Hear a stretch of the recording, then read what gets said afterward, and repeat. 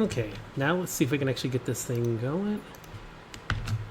I do not know where Serial Canine is, so we shall go with this. We are going to do this solo today. Hi, everybody. We are having a husky being a pain. He's slapping me with the wall. Hi. What?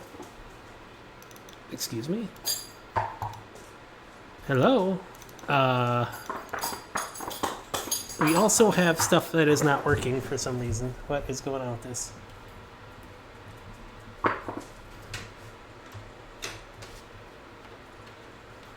Come on. We're going to work. What is going on? There we go. Jeez. Frickin' Windows update screwing everything up. Alright, yeah, so I'm going to continue my solo thing. I don't know where Serial Canine's at. He may have fallen asleep or something, so we're just going to continue our solo Mega Man for tonight. I actually got off work and start early, but I don't know. He wasn't around, so it has been so dead today on DoorDash. I've like made $12, like yay! And that's from being on from 11 in the morning till like 7:30. That's how bad it was. Oh well, I got an interview at the bait shop coming up. Yeah, bait shop. Because I don't know what's going on with other places, but hey. Bait shop, dispensary, Ace, couple places I got an interview for. Come. What the hell was that, dog? Yes. Miss Pain in the ass because she's hit her teenage phase, so she's being a... Like, look at the mess there. All over the floor. That is from her. I clean it up. All those little brown things are the filling of this freaking bed that I keep refilling and putting back together, and she takes it apart. Right there. See? Put it back in. Put it back in. She will take it right back out. And she is like testing every boundary in the frickin' planet, aren't you? Because she is hitting the teenage, like teenage husky years, and is testing everything possible. Huskies are a pain in the butt when they hit this age. Mishka was a little like this too, but she calmed down right after. So, I just got to get through this, and she should calm down. So yeah, we're just going to get right into the Mega Mans. Once it starts up anyways. I need to be able to see over my microphone. Feepy.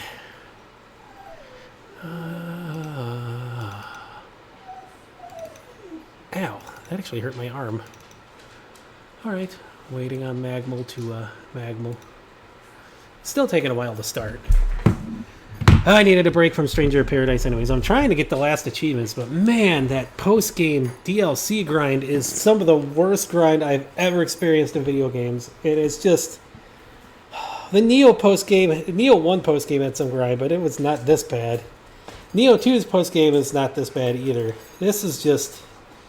inexcusable amounts of grind.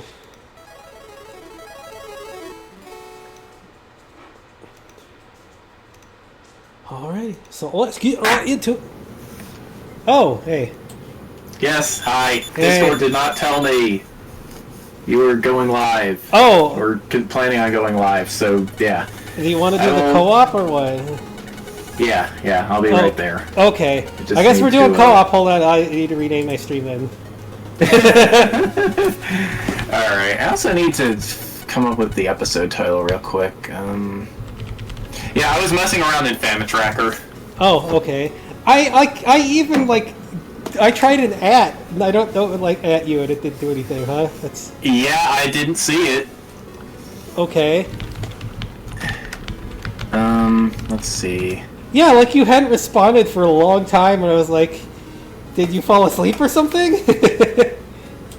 No, I was messing around with Famitracker, and Discord did not tell me something was up. Okay. Need to check this, and... Hold on. I can't... Okay, what the... Oh, OBS is updating. Oh.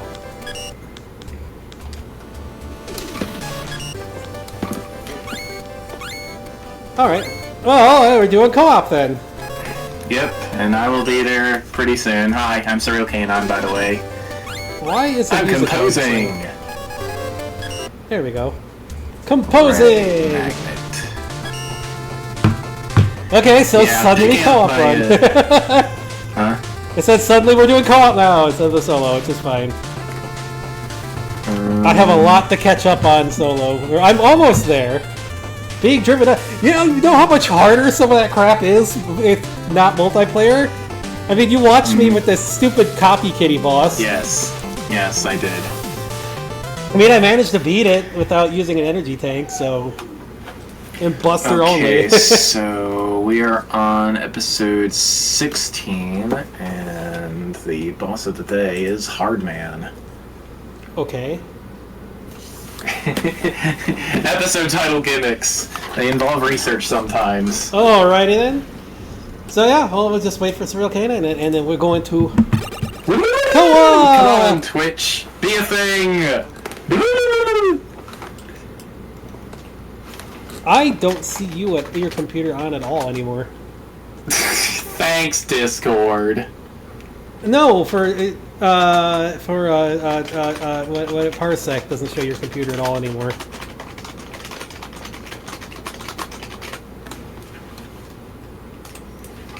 Like it used to show you in the computer, it doesn't show it at all anymore. It's being weird. Windows auto-updated itself, so it's... Make a good megaman level 3! And it's being super annoying and keeps giving me the Windows 11 pop-up, because it's like, turn on this TFP or whatever it is on your computer, upgrade to Windows 11, upgrade to Windows 11. Somebody was saying that they toned back a whole ton of the things that everyone hated in Windows 11, so it's okay to upgrade now. I have not had any problems at all with Windows 11 since the problem is, remember, the partition I have for the Windows install, I don't think will fit Windows 11. I would need like an entirely new hard drive just to use Windows 11. And I don't want to do that. I don't have the money for that. And I'm not going to put it on my gaming drive because I prefer to have a drive specifically for the operating system. Yeah. Okay, let's see here. Parsec. And then I need to get myself some water. Alrighty. Because I was so busy composing that I forgot to drink.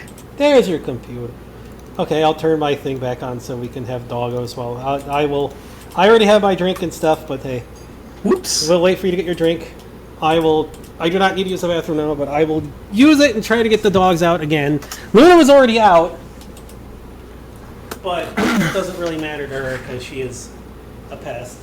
She is taken to ringing the bell to get me to go outside and play with her at all hours of the night, including 4 hours. Lovely. Puppy, please. Ding, ding, ding, ding, ding, dingus.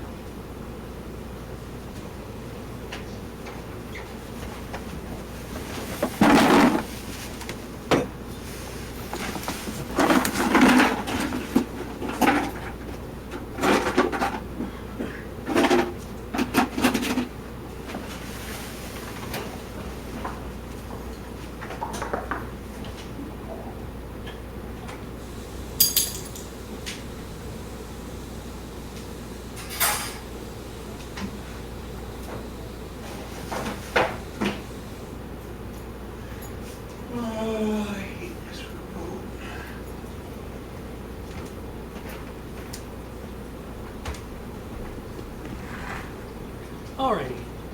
It's a rat. I caught her. I caught the rat. Belly. Pup. It's a puppy pup. She's a husky butt and a husky butt. It's a husky butt. And she woof on a...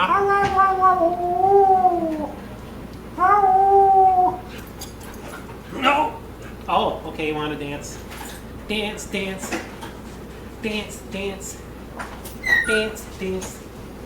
I'm not even holding her up, she's just doing that herself. What? Oh! Hi. You are being such a pest lately. Don't you use your mouth for that. Come my drink. It's right there. Pest.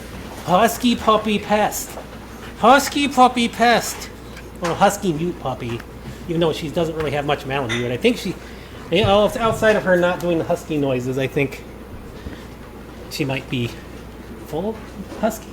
So yeah, we're just waiting for Surreal K9 now. There's the other husky. He's on the couch. There she is. There's Mishka. She is much more well behaved, aren't you, Mishka? Oh! Feep! Feep! Feep! Feep! Feep! Feep, feepy. Feep! Feepy, feep. Luna is the giant pest. Like, gigantic pest. Okay. As long as Kel doesn't turn into that gigantic of a pest as a teenager. It's like a tween teenager. Yeah. Okay, so, listen to this thing that I am in the process of making.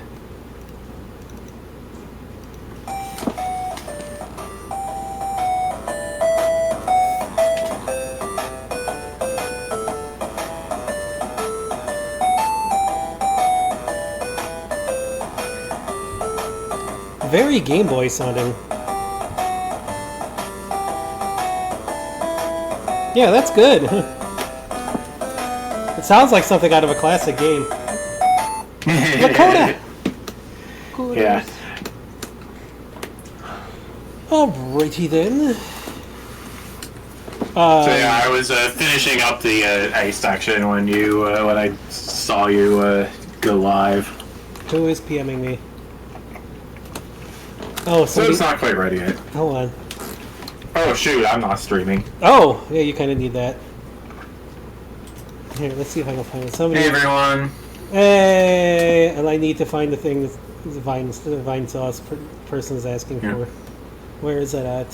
Where is the fire NATO that happened yesterday? I don't know. But check this out, guys, since you didn't hear it yet.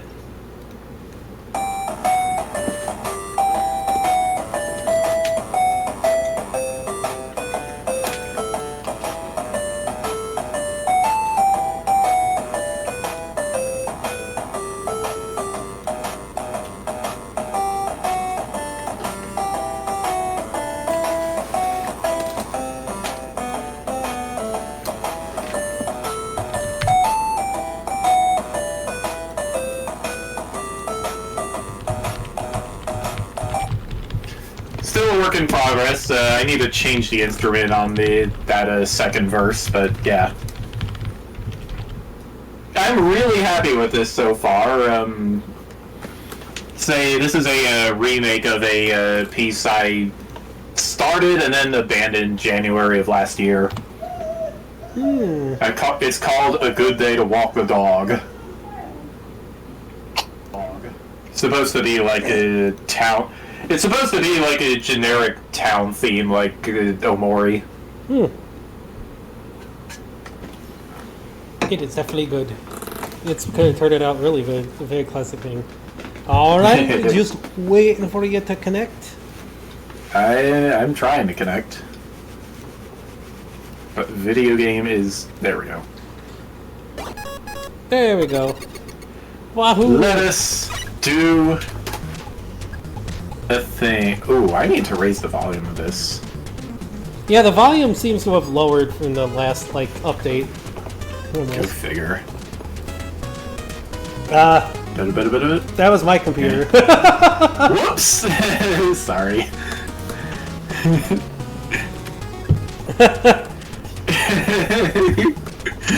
I mean, I appreciate the volume being turned up on my end too, but that was my computer. I didn't do it to your computer. I didn't finish anyway. There we go. I saw it open up. I wasn't sure. Oh, this is... yeah. Okay, still can't hear it. Well... You can't hear it? Yeah, hang on. I'm gonna turn it up for you, too. What do you mean? It is up. I mean, I'm gonna turn it up... Okay, well, I need to completely, redo my stuff again.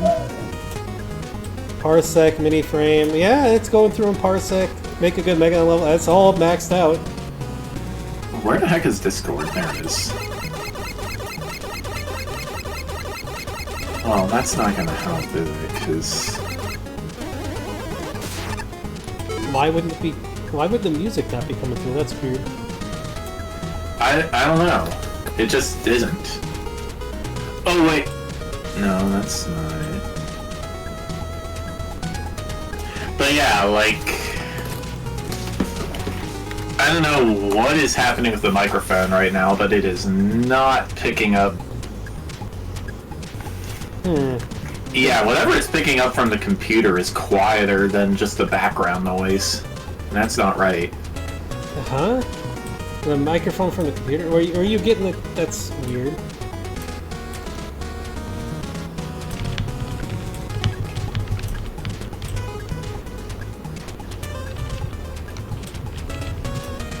That is definitely... Okay, actually, hang on. Alright, I guess I just need to turn myself down. Hold on.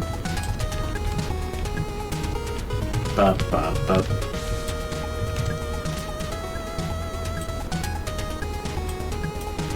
Whoops.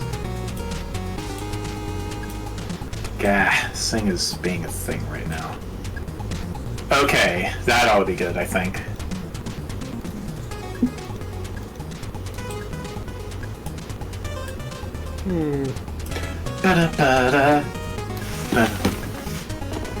Alright, but you know what? Let's shove my computer off to one side. And oh, I need to plug my computer in. That would not be good if it did the thing.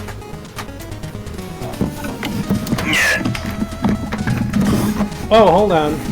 How about now? Is that better?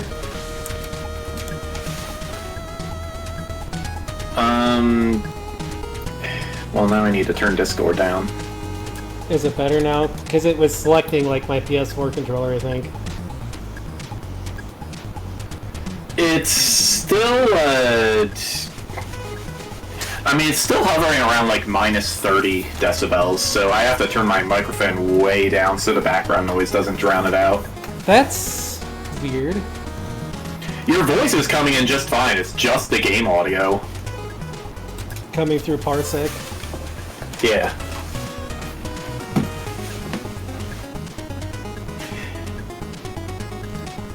How about now? Yeah, if you can get into Parsec, check its audio output device. I don't know. That's what I did. Okay, well, it didn't make a difference. Whatever. Let's go.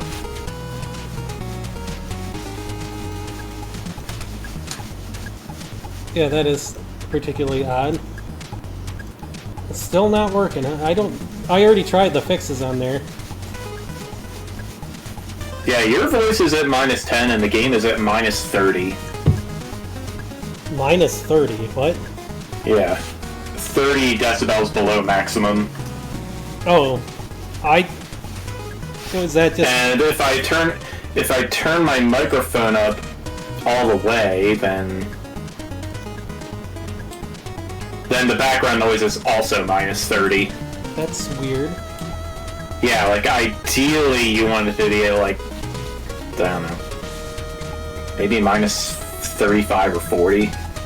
Yeah, because it has the right audio output. Alright, well, anyway, let's go. Alright. I don't know what's going on with that yet. Very weird. Yeah, so, we're on tier 11. Nothing is working What?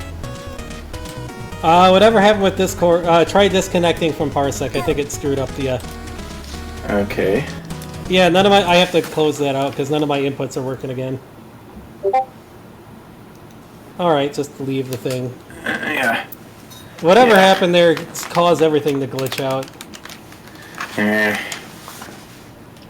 Yay, Parsec. Hold on, I need to wait for Magwell to restart. Yeah, because my controller just stopped working and only you could control it again. That's definitely Parsec and not Magwell, so there's not much you can do about that. I wish it had inbuilt multiplayer, but that's probably real hard to incorporate, right?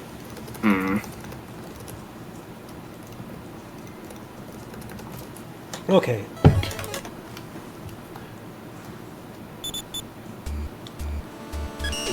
I'm hearing... Whoa, okay, what is... What is what? I am hearing echoes of myself. Echoes of yourself? Yes, I can hear my own voice coming in on your computer. That's coming from Discord, maybe? But it shouldn't be capturing Discord. It should not be capturing Discord. I turned that off.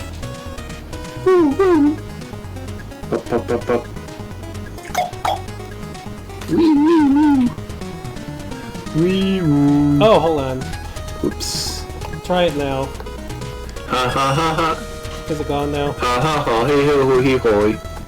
Yes, it's still coming in. Try disconnecting, reconnecting again. It seems when I turned off echo canceling, it turned off the Discord thing. Alright, well now I don't see you in Parsec at all. What? But I'm right here. Oop, there you are. What the heck? Parsec is being glitchy tonight. Okay. Is that any better? Yes, you're good. Okay, is the sound better now, or? Yes. Okay. So it's just Parsec being well, glitchy. the sound isn't better than it was, but I don't hear myself anymore, so that is it's fine. Really weird. Oh, we already talked to you. Yeah, that is extremely weird then. I just tried to wall jump up the wall like I'm the noise. Platformer hijinks. Is this what we're doing? I guess this is what we're doing. Ooh, Mega Man 10 music.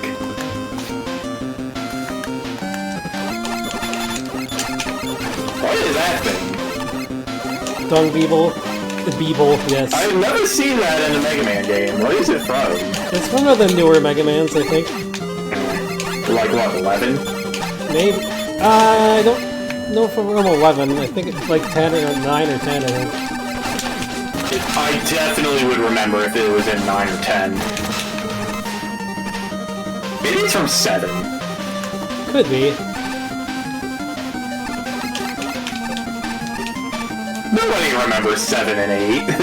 I do. Anything, it could be from 7 and 8. 7 isn't that bad. 8 isn't bad either, just has hilarious voice acting. And jump, jump, slide, slide. Die, die. And like some of the most boring Wily stage music ever created. Not like 10.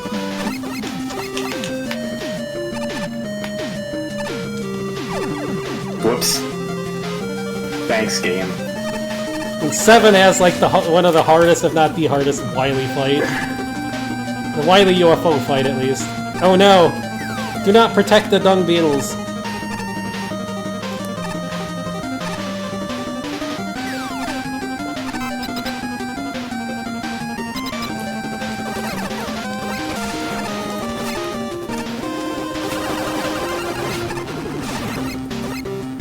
Oh, I'm trying to shoot faster because I was used to mine.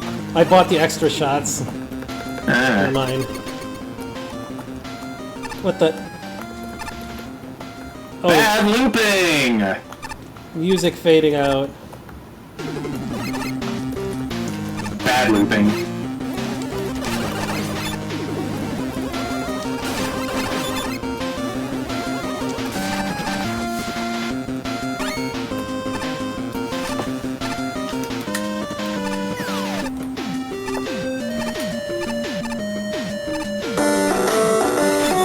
Ah, what the heck?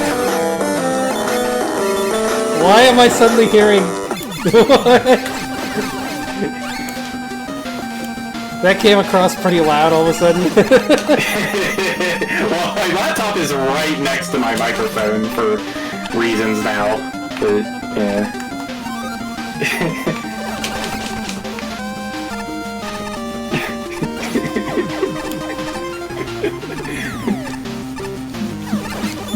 This stage is like a simple base game stage. It's not hard, or well, the music is still weirdly looping or not looping, but that was fairly. This is fairly like basic standard.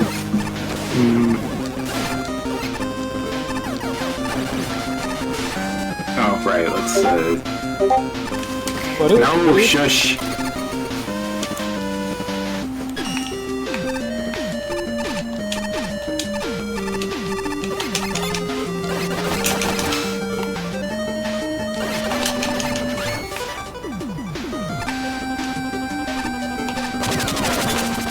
yeah.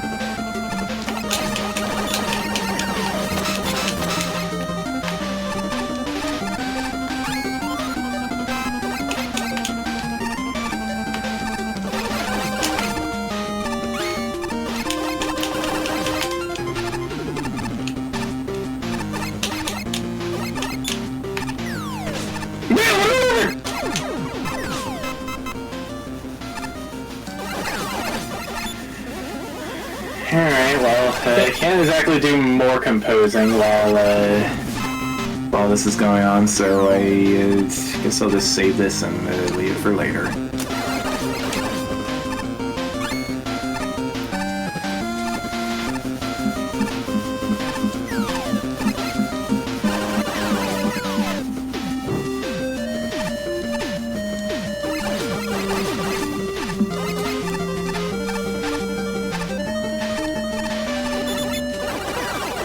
So many dung beetles.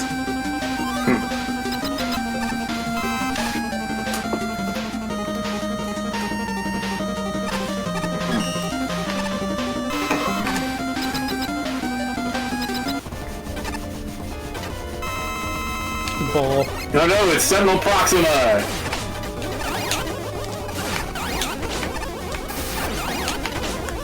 Ow.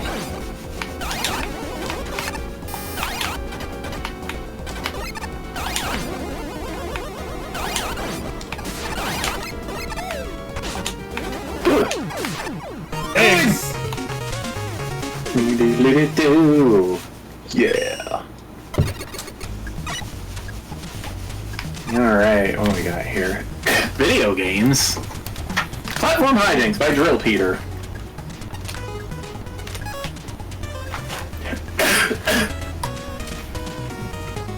Platform. Platform. Well, this level turned out better than the misspelled name implied.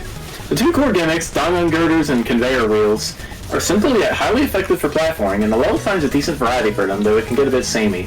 They also have a natural difficulty curve, and there's a lot of useful enemies to bolster the level design. Of those enemies, Ace Manbo is easily the most effective. His range is massive, but it's predictable and slow, making it the perfect combination with the wide-open platforming rooms. Unfortunately, a few of the other enemies are a bit less impressive. Ben K isn't badly used, but his difficulty curve is a bit off. The most nerve-wracking one is fought early in the wheel section, and all the samurai after him are easy pickings. As for Pierrot, he makes an effective enough obstacle, however, considering the effort to block him off, there's a staggering number of bugs that can be killed with Thunder Beam, invalidating their challenge. I wouldn't mind if that was intentional, since Pierrot can be a right jerk, but since there was an effort to protect him, I'm not entirely sure this was intended. Oh well, it's Mega Man, bypassing challenges with weapons is what he does. Other than that, the level's main issues are improperly looping music and really just a lack of wow factor. It's nothing we haven't seen before, but it's still a good level. Props for that. There's not a whole lot I can really say about this one. This level doesn't really do anything horrible, but at the same time it didn't really do anything amazing either.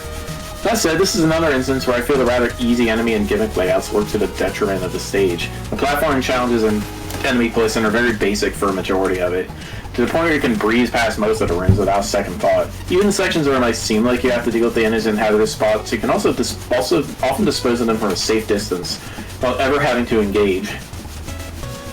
Or in some of the vertical sections, run right past them. Even the Pierrot bugs that are protected by Reflect Box don't pose much of a threat if you just start moving forward after they've done their initial attack. Not to mention, you can often bypass their extra shielding with Thunder Beam. Having said all that, I can at least recognize there was effort put into the general flow of the stage. Enemies and gimmicks all have proper introductions and their own segments, all of which get combined in the final lead up to the boss. Incidentally, that last segment is the only one that I felt had any meaningful impact on the difficulty curve, if only slightly. While the rest of the level certainly tries to ramp things up at times, the ease at which you can neuter or bypass those segments ultimately break this stage. You got the way they do with introducing things, but the level really could have used more bite to it. Platform Platypus. It's a decent stage. It's got a progression of the gradual increase in complexity of the platforming challenges, ending with mixing the two platform gimmicks together. Though, it feels like some of the rooms in the later section are easily trivialized. I don't really agree with using a roach enemy as the main choice. It makes it quite annoying dealing with an enemy who doesn't give you much of a window to attack while you're not able to stand your ground most of the time. It's also just average in challenge and theming in general. Even the two platform gimmicks are used pretty frequently throughout the contest. Their usage here isn't all that outstanding. Poor audio mixing job, with the stage music being so much louder than anything and doesn't even loop properly. Why don't you use the version of the song the engine already provided? Give me a level with a clear difficulty curve, regular checkpoints, clean visuals, a sensible screen count, logical flow, and some fresh ideas, and I'll be happy as long as it doesn't do anything to wreck the fun. This level delivers on all counts. I like the challenge progression. Introduce the main enemies, add a gimmick, switch to a different gimmick, then combine both gimmicks. There's ample time to acclimate to each new challenge, admittedly too much time. Several sections could stand to be condensed, especially in the beginning. The challenges are solid though. Ben K is used in subtly clever ways. The mini-bosses make great use of both gimmicks, and instant death enhances the challenges without dominating them. I appreciate the meaningful use of indestructible blocks to shield Juggle Bug, or whatever it's called, but that's one setup we see a bit too often. It's refreshing to leap without scrutinizing what I'm going to land on. Conveyors all face the same direction, and it's the twisting level layout that decides whether they push or pull. Aesthetically, the level is quite nice, but with a few missteps. Music fades out before it loops, and I notice some misplaced tiles in the background. Theming could be stronger. Despite the use of gameplay theme, nothing ties the level together visually.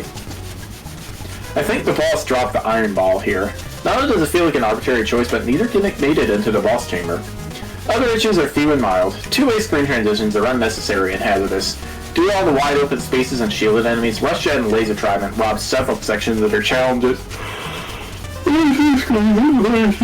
Danger upon entry. Items, especially bolts, give the impression that this is secretly a charity event. There's room for improvement, but the level doesn't need it. Good implementation of good ideas makes for some mighty fine platforming. There are moments in this level that show real promise. However, these are the exceptions rather than the rule. Ultimately, the level revolves around several shielded enemies. You can wait a lot of time waiting around for them to be vulnerable. The Ben K enemies are the most obvious example of this. The first time it was combined with the conveyor belt works really well, but it makes a challenge out of waiting. Unfortunately, the other times this enemy is used, including the second time with the conveyor belt, the player is in no danger while waiting. It's simply a waste of time rather than creating a challenge. The player is a waste of time? Oh no! Most of the other enemies in the stage are also shielded, breaking the flow of the level and how the platforming challenges are set out. That said, the Ace Manbo, Fish, was placed well and showed up in appropriate and interesting locations. Both times the mini-boss showed up were original takes on the fight and showed how you can incorporate gimmicks well into boss encounters. They're far more interesting and fun than just placing them down, which is unfortunately what happened at the end boss. The fight solution is pretty good. Checkpoints and everything being introduced well. The tiling of the stage is competent other than a couple of missed tiles. Aesthetically, it was very pleasing, if a bit generic. Not much of a fan of stages aping the WiiWii feels. It loses any personality. In the Judge build, there's a set of spikes that have missing collision and an enemy that can easily knock you into them, all resulting in a soft lock. Thankfully, platforming in the next room can unintentionally get you out, or else the stability score would have been much lower. Overall, there's a lot of promise here, let down by serious pacing issues. Haste man, we be blazing fast, Robot Master. What you may not know about me is that I'm also an expert speed. Oh wait, where do you talk to you? One time right there, locker in the absolutely not.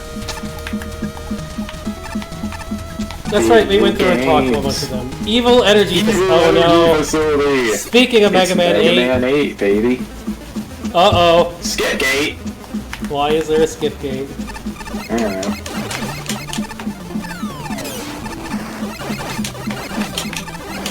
Robirds. What is with the weird, like, Sigma face in the background of these? What the heck are you?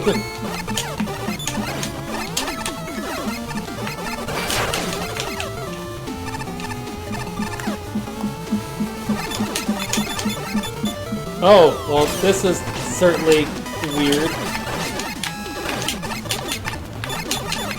Ah-ya!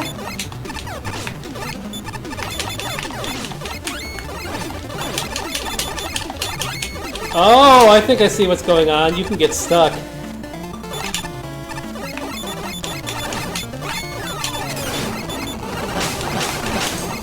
Yeah, you can get stuck with that thing. What?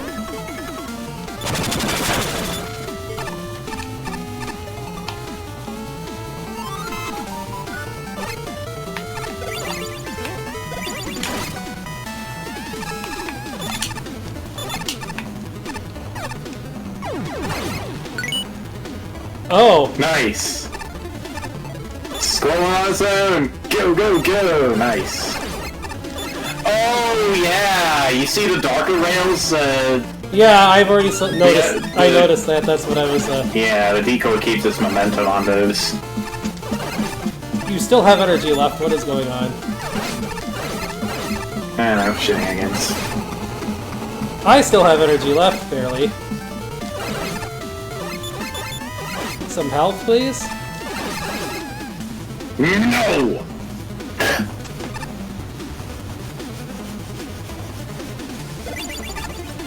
I dig the music. 1 health left. Feels like I'm playing post-game Stranger of the Paradise. Uh-oh. Oh! Oh, that is... That is going to be super annoying.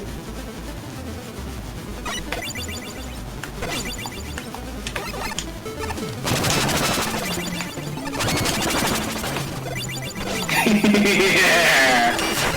Ooh.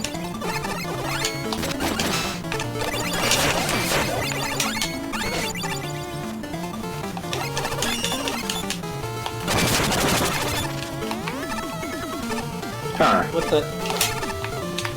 Oops. Oh, those guys turn up the gravity or something? No, that's just too high to jump. No, these guys... Water! No, those guys turn up the gravity when they're doing that. They fill the room with water. They do? Yeah, see the bubbles? Oh. I guess it's kind of hard to tell it's supposed to be water. Yeah.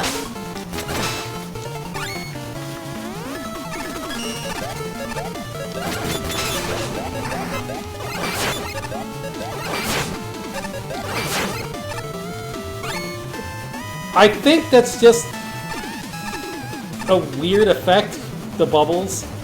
Like a default effect that they're using. Oh! Wind? Wind. No! I need to do something here to get through this, which is going to be very annoying. Oh, this jumping is going to suck. Yeah.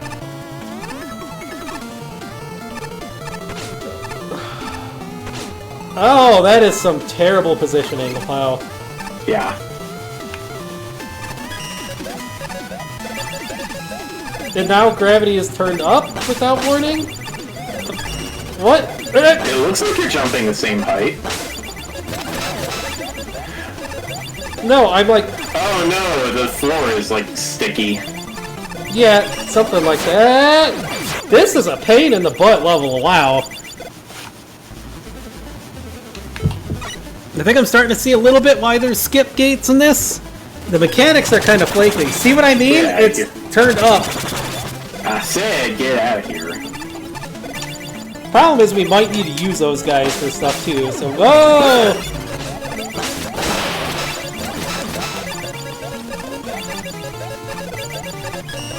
Ah! Shut up with the sound effects!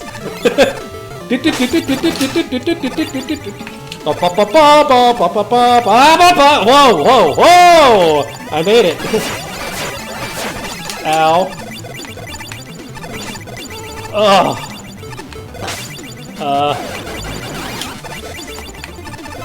Aga! Bonus? No bonus. Woo! Ow. Ow! This is a huge pain in the butt. Oh my god. Yeah, this is definitely a high difficulty level.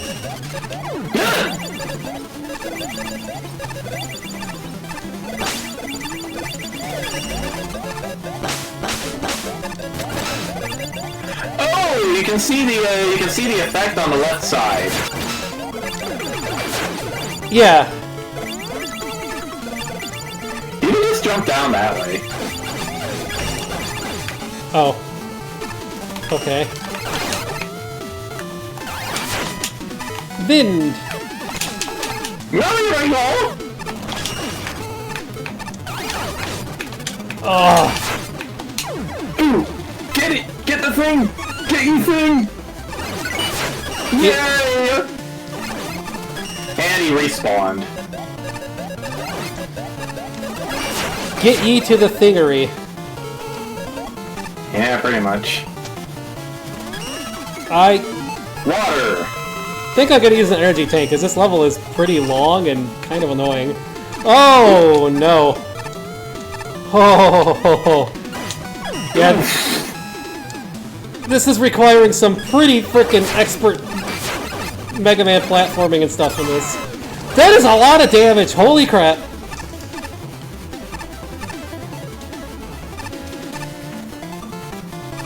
Hi, weird bird thing, get off me! Nice. Oh no, here we go again.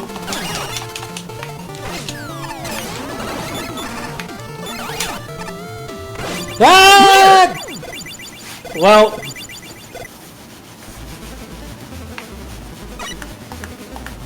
good thing evil energy doesn't really do anything.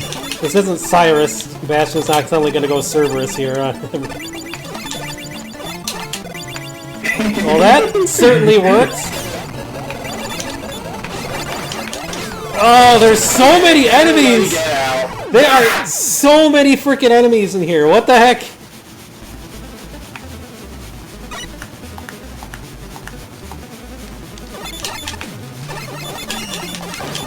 The only demon-y thing that Bastion has is the plant monster and skunk, I guess. Well, no, the eagle.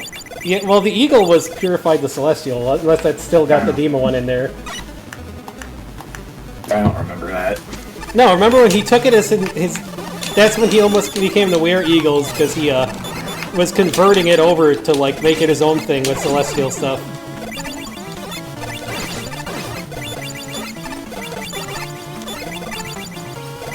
So unless the demon eagle is still in there somewhere.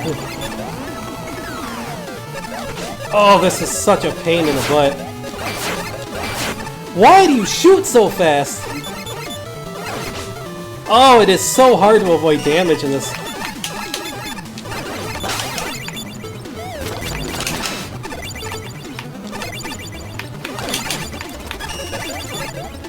I mean, maybe the initial bear before Kodiak, but... Oh, this is brutally hard. What the heck? There are too many enemies. At the end, though, maybe. Yeah. This is gonna be even harder, single player. Oop. Well. Yeah, I'm gonna get killed by a lag spike, and then by actual spikes.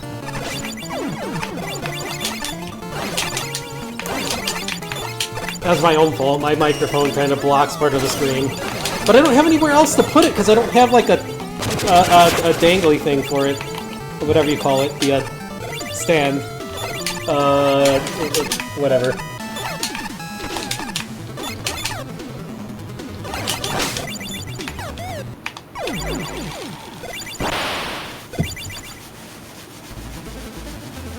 But nah, the Demon Eagle thing, he turned straight into the, like, Celestial Eagle thing when he was trying to make it his own stuff. And risk the Wereburb. I mean, if Demon Eagle's still in there, it doesn't really matter, I guess. But because his eagle form was always, like, white, like, stripey. I don't know. Okay.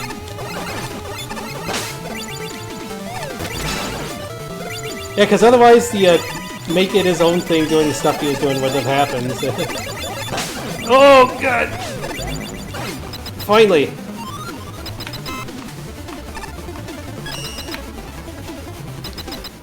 Unless Sonya... Who the hell are you? Unless Sonya managed to find Demon Eagle in there, too.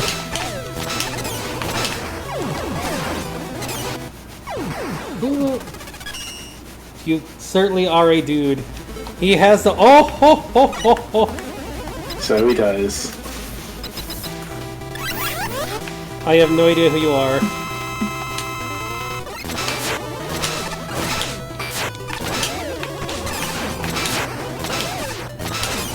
Other than he is really hard to dodge. And now he's dead. Yep. Alright, let's go back in and see what the skip gate guys say. It's probably just gonna be Fragile Man.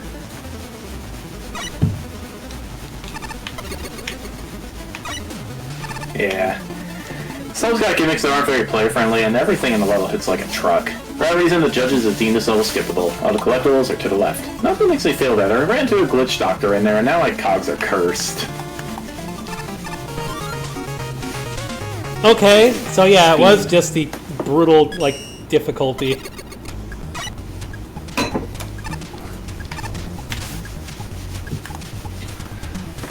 Solifant. Wow. Alright then, this is certainly a level. In regards to individual pieces, I have only a few complaints. The Water Raven enemies work well in groups, and the Evil Joes are an excellent bait and switch. On the more gimmicky end, the Voodoo Dolls and the Hex enemies are just plain cool, and I have to give props for the telegraphing work with the specific spells. Pay attention to your health bar.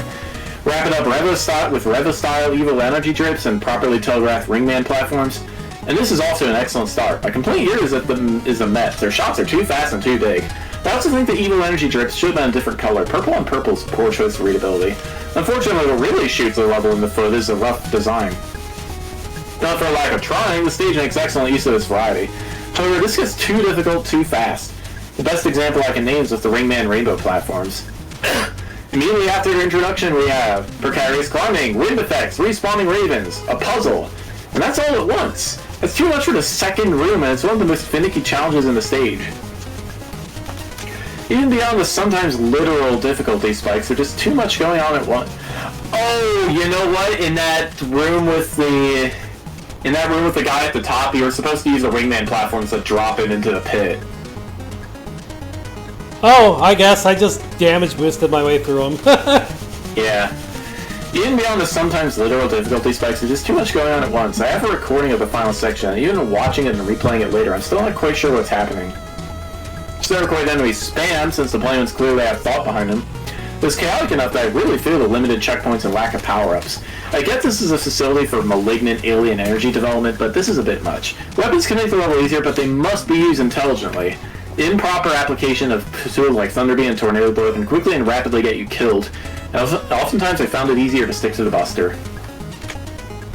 Hexman himself is a lot like his level. His AI is learnable, his concepts are solid, and the fight can be fun. He also has more attacks than his health bar can sustain, and he does a ton of crash damage considering his AI. Figuring him out completely is an arduous task, especially with his cramped arena and general physics insanity. Once you are used to him, he's fine, but getting to that point can be more trouble than it's worth. It's ultimately an enjoyable duel, but one that's quite rough around the edges. In the end, I'd say that summarizes the level nicely. It can be fun once you're used to it, but until you're at that point, well, has no issues throwing you in a spiky grave. I really, really want to like this level a lot more than I currently do. It's got some very neat things going for it, but at the same time it also has a lot of issues that hold it back. The main problem here is the difficulty. While the stage introduces new enemies and gimmicks just fine, there doesn't seem to be much of a middle ground for testing a player before throwing them into the deep end. Platforms. They're introduced in a pretty straightforward way in the safe room. This is immediately followed up by a rather demanding room that has you contending with wind effects and respawning enemies that home towards you. Feels more like a setup that belongs later in the level. All this isn't to say I dislike some of the challenges here, but a good chunk of them end up being a bit too brutal. It's kind of a shame since most of the ideas here are really interesting. The evil energy affecting enemies is something I wish was explored a bit more, as there's a lot of potential with that concept alone. The voodoo dolls on wires are also pretty neat, but the sections they show up in, barring the first one, are so packed with enemies they quickly turn into chaos if you don't take them as slow as possible. And sadly, that's not even an option for the one leading to the first token. The boss fight unfortunately doesn't make up for any of this either. It's all due to one specific problem, the status effects he inflicts on you. These throw off the fight completely, especially when he uses the wind... wrong button. The wind effect. That's not even getting into his high damage output either. You can only soak up about 5 direct hits from him before you're dead. If it weren't for his issues, he'd still be relatively tricky, but an otherwise manageable boss. Instead, he ends up being just as chaotic as the rest of the stage. Skull and Hex. Recipe for grim prescription. Broken glasses, oh no. It is definitely a very creative stage with some really cool and unique mechanics. The problem though is how the stage plays out. How the stage layout is so restrictively designed in a way that there's not much wiggle room for the player. I'm not making it. What a very pleasant experience. I like the idea of the various curses the Witch Doctor enemies can inflict. However, I can't say I'm a fan of surrounding set enemies and reflect bot cages pretty much always. They might as well have been indestructible stage hazards. The side effect that comes with the cages is it also limits the playing field as well, making the stage feel cramped in various spots. There's also an abundance of instant-death pits with respawning flying enemies who home in on you, and mechs who can aim their shots. You see where this is going? All this together essentially forced the player to play slowly and carefully, which makes getting killed and sent back more severe of a progression loss. The Voodoo Doll? I like the idea behind it, how it controls the screen scroll, but what I don't like is the tendency of the flying enemy hanging around those. It's very easy to miss your shot and send the Voodoo Doll flying through the long string. Don't use Thunder Beam with these things present, trust me. Towson and aesthetics look great, but the purple is a bit monochromic throughout the facility session. Music sounds fine, but the short loop can get a little grating after a while to force the slow pace of the stage. The boss just doesn't work at all. Having him also inflict the curses at you, making you have to constantly adapt to the changes in the heat of the battle, while it also reacts to your inputs, it's a lot of micromanaging to do. The wind especially makes it nigh impossible to avoid damage. Oh, and the ceiling spikes, they're insta-death.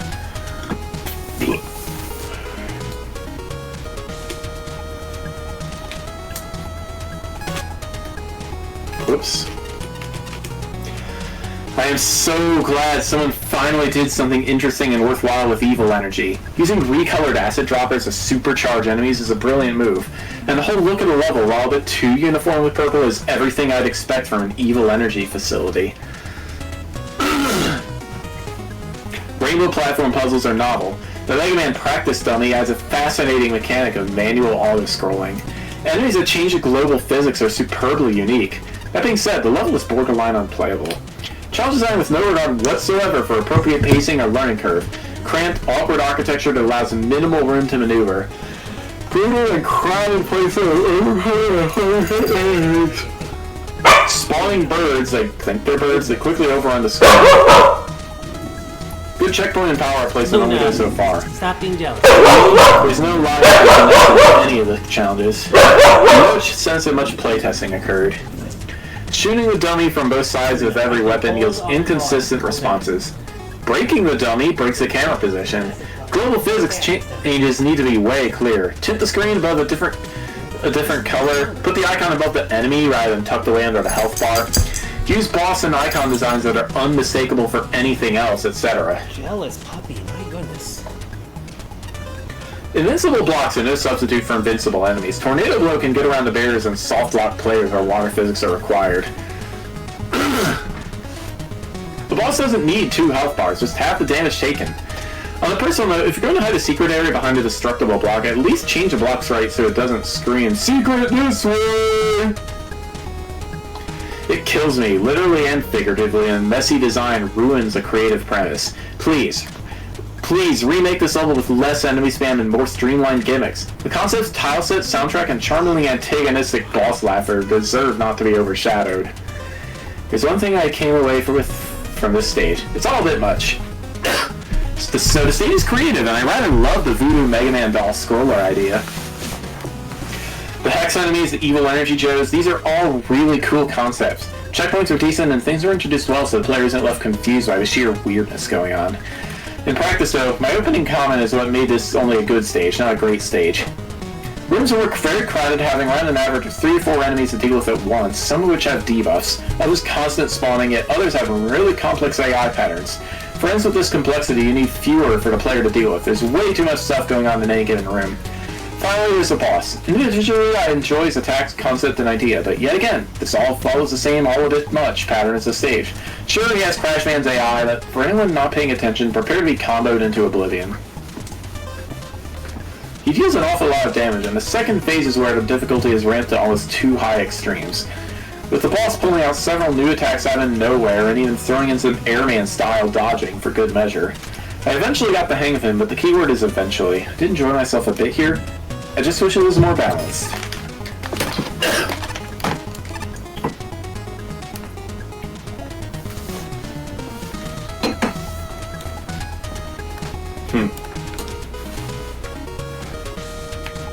Shut yourself, Dust! Wily's Haunted Castle.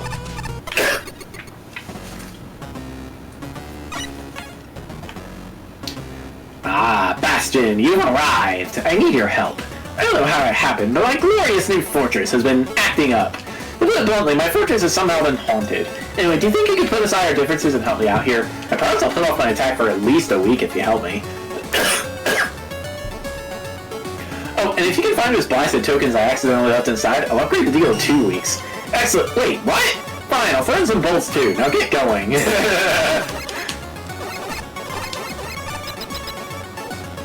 What's with even bad guys asking Bastion for help?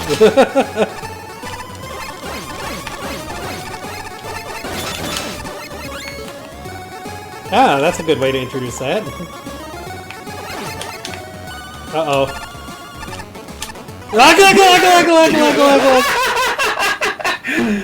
It's those again. We don't know how they respond to which player. Chaos. Chaos.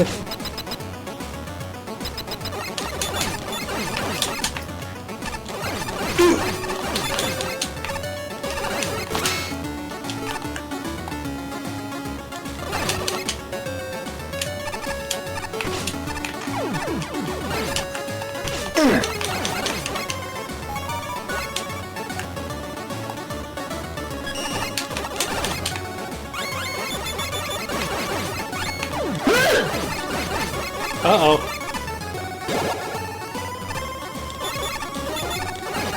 Huh?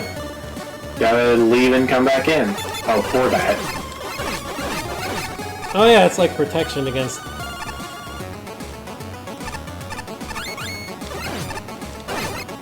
Can we not do that?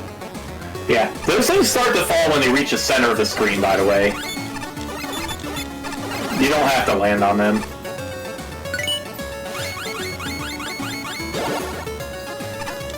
Ooh.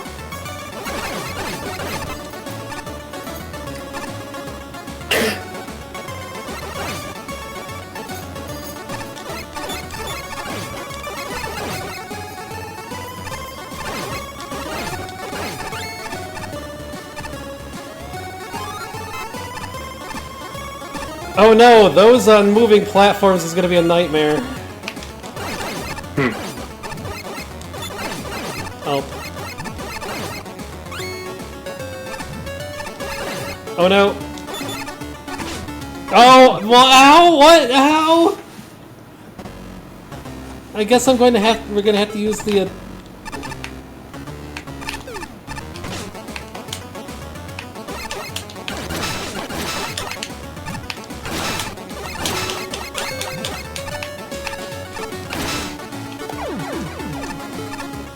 Or I'll just slide out. Actually, I don't know. Yeah.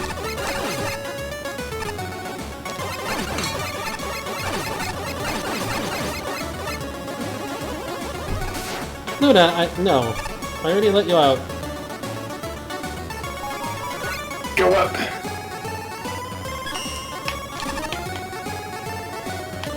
Oh no. The Agla! Lag! Spike.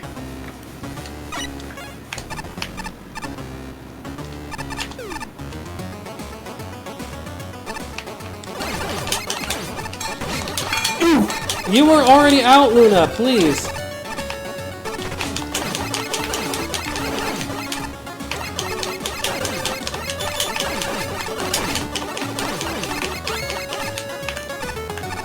Ah!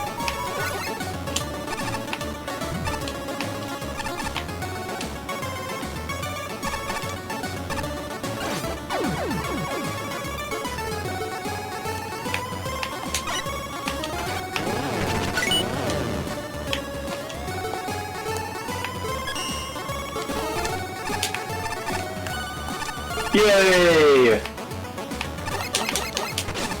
Whee!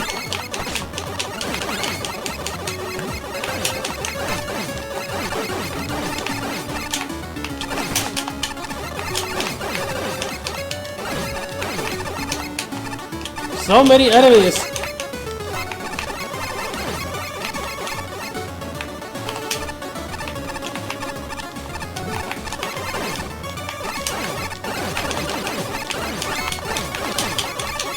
Not one of them dropping health.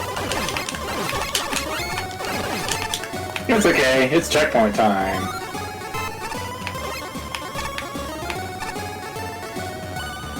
Wait, 2 checkpoints in a row? Huh.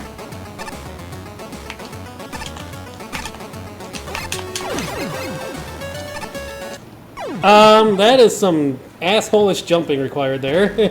Wow. Or magnet beam. Yeah. That was not a high enough magnet beam. Yeah, that section down below is not tuned well. That is asshole-ish jumping. We're gonna skip it.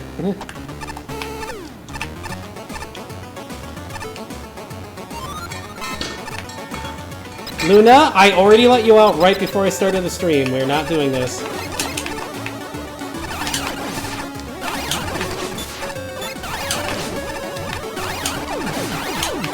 Yeah, outside of, yeah, trying to buster only that would be a nightmare, wow.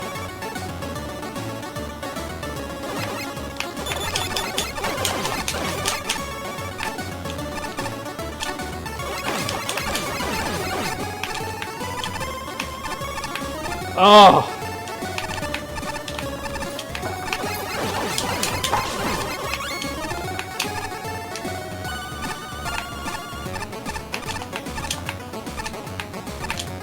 Okay. It's waiting for me, I guess.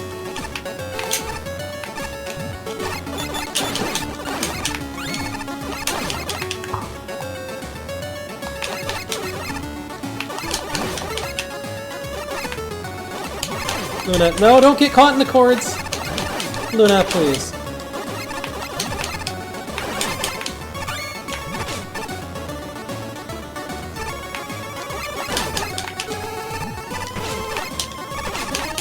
Oh, this is way too many enemies at once! Stop!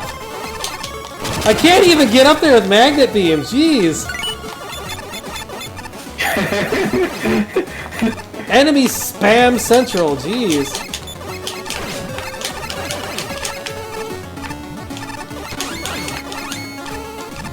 It's the ghost of too many enemy. Ah!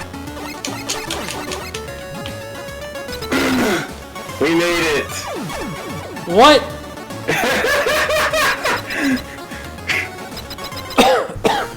How the heck did I die?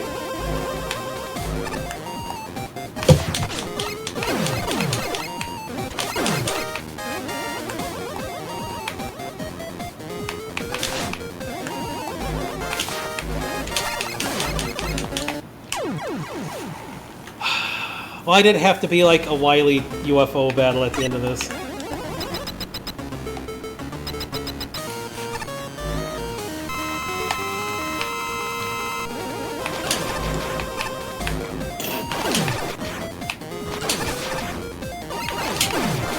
Yeah, I don't know. It seems to me to be an issue where oh, this was a pain in the butt.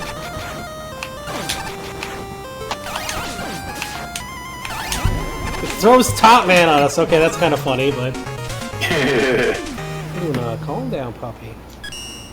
Puppy. That was kind of overkill, the level. Jeez. Yeah.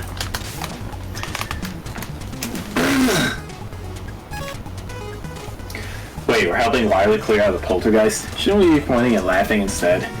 And I really like the feel here. I expect the haunted cast to be all spooky and dreary, which is kind of true with the boss, but between the bopping music and reliance on regular dev kit assets, it becomes a subtle Saturday morning cartoon sort of haunted, which is really cool. It's also cool to see just how the theming manifests. Shadow Mega Man at the entrance was beautiful, and there's a number of bouncing platforms that can only be explained by ghosts, at least in-universe.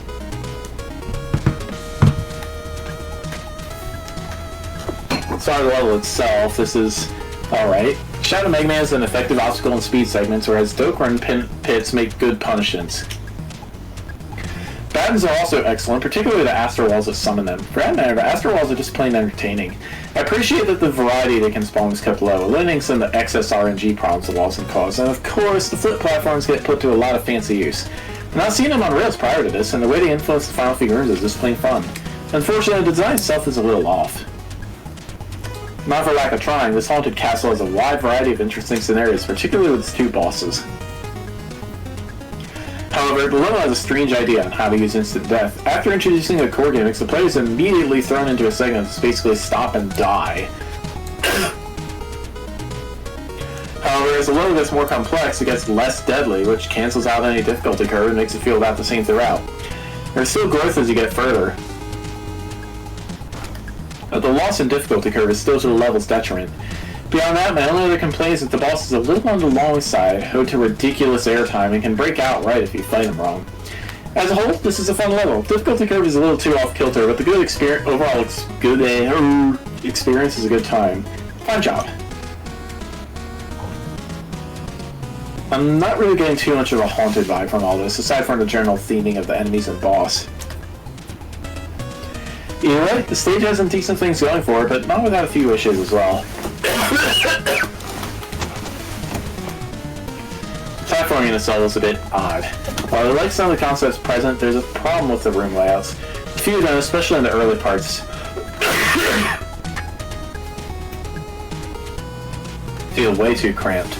The sheer number of enemies in some of these sections doesn't really help matters either. Thankfully, the rooms become more open and the enemy count is mostly reduced once you get close to the mid-boss, which I found to be rather tedious without abusing Laser Trident in all honesty. This is also the point where the gimmick usage becomes a lot more interesting. Putting the flip platforms on rails offers a small but decent twist to their functionality. Most of the segments involving them are rather enjoyable, save for the aforementioned mid-boss. And that one room toward the end that features an Astro Wall and a long winding rail. Got tired of waiting for the flip platform in that room pretty quickly, especially since the Astro Wall doesn't offer much of a distraction during the whole process. That aside, we also have a custom boss to contend with, though I like the concept behind him. I definitely would prefer if he didn't follow a perfect pattern with his attacks. A bit less predictability could add something, in the face of his projectiles being rather easy to avoid at least. I also discovered a pretty major bug with his Firestorm attacks. If you get rid of some of the flames with Fire Shield, the boss becomes stuck in an idle state at the top of the screen. Even without abusing this glitch, however, I still found the fight to be the easiest part of the level. His Desperation mode doesn't really make him that much more threatening. Overall, while it's not that bad at the stage, I do think it could easily have been a lot better as well. Boo! Haunted Castle! This stage started out well, but it kind of became unreasonable toward the end. I think the Astro Man screen gimmick is decent with its usage here, at least when it's just spawning the bats at the top at the beginning. It has a startup time before they target you. Then it starts putting the flipping platforms on Crashman rails. They definitely require some getting used to. They weren't so bad when these was purely platform challenges. Problem with the stage begins with that mini-boss fight. When doing Buster only, they're just really hard to hit due to very precise hitboxes going on where you can only hurt them on certain spots. You also need to time the platforms right to get up to shoot them without bumping into them directly. The biggest annoyance of all is the infinitely spawning bats. They really didn't need to be there. Toward the end, where the Astro Man screens start to spawn more things like the Tomahawk platforms too, it's funny for sure, but at one point one of the platforms just kept bouncing on one of the Crashman rail part indefinitely and looked really janky. So it became a bit awkward to play. Dr. Light Capsule is a boss who spends 80% of the time airborne and out of reach. Huzzah! Just use special weapons. Any bedevil building worth its salt ought to have a personality, be it horrifying, creepy, or just spoopy. This is less a haunted castle and more a regular fortress filled with thematically related objects. The dialogue with Wily is a great start, and the ghostly boss, though intolerably slow to defeat without special weapons, is a great end. The fade to black between sections is appropriately ominous, and it helps downplay how bewilderingly varied the decorations are. The sections with the colder color palettes and chains of cobwebs in the background are the only ones that convey the haunted castle vibe. The enemy and gimmick selection helps to an extent, but not as much as it could. Girders could be disguised as chunks of ceiling. Enemies that pop out of walls could have a more ghostly look. Invisible platform rails could be animated to fade in and out of existence. Rooms could be less cluttered and paced more deliberately to build tension. More humor could be included to play off the lightheartedly spooky feel of the music. Although I want more from the atmosphere, I'm pretty happy with the gameplay. There's a lot to absorb, often in a short span of time, but it never feels overwhelming. I appreciate how the background graphics draw attention to the hazards. Flip platforms on rails are a satisfyingly tricky innovation. Shadow clone placement is well considered, and the first token is fun to claim. That said, I don't understand the probably glitchy bouncing flip platforms. Why the first token uses a random teleport instead of more restrictive architecture to deter cheaters? The main boss room is nauseatingly busy. Power-ups are far too generous. Things tend to get messy when objects spawn from scrolling walls, and there are logistical issues with infinitely spawning stationary objects. So the execution could be tighter, but for a Haunted Castle leaning heavily on not-so-haunted dev kit assets, this is a good effort.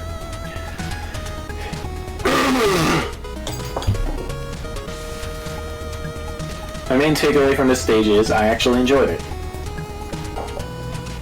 This combination of gimmicks, enemies, and yes, the mood and music gets the stage to completely sidestep the recurring problem of this contest. Wildly Castle-style levels that feel utterly generic and forgettable.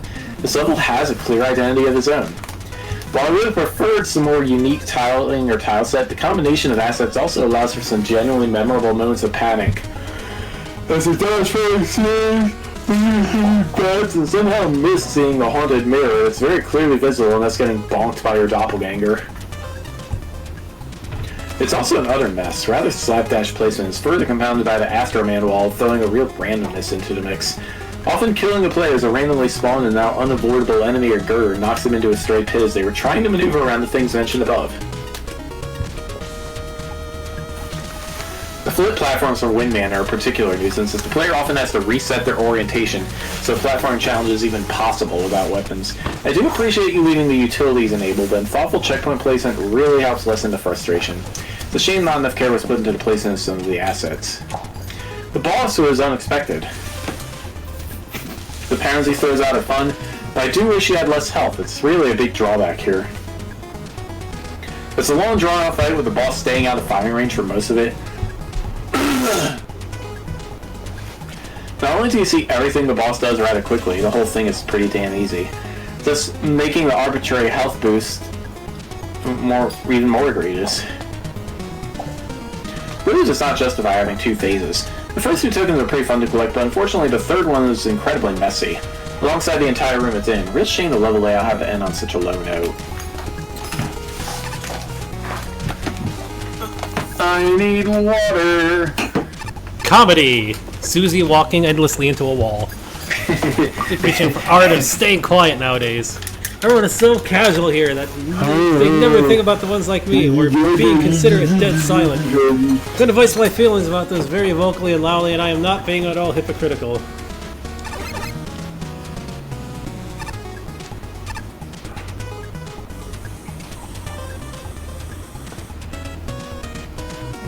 Given of true AI and mechanical life, we've never been closer to proving the infinite monkey theorem of reality. Strangely, such a straightforward statistical independent proof requires actually training other monkeys. Maybe we should instead look into why we beings of zeros and ones still require teaching as if we were biological apes.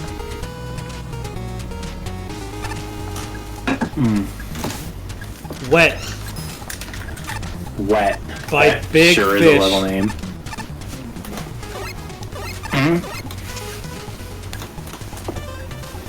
Ah, Bastion. I feel honored to be competing in the same tournament such as a renowned animal. However, I seem to be in a bit of a rut. All of a sudden, I'm struggling to beat any of these simulations. You know, I know it's just because you can choose how you're identified and animals many options, but it's still kind of almost like an insult. Renowned animal. Like, okay? I must ask, would you be willing to spar with me? I think it would help me get my flow back. Excellent. Follow me to a corner of this library where we can safely make some noise.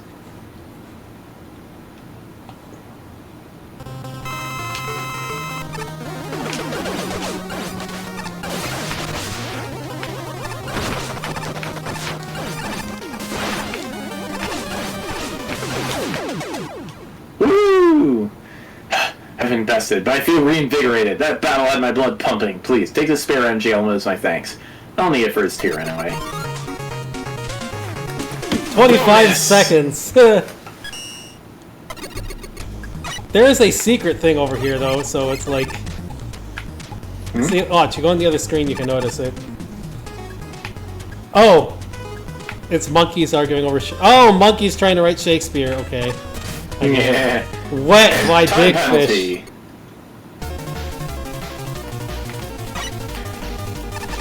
If this got into the tier 11 with a 25% time penalty, it's gonna be...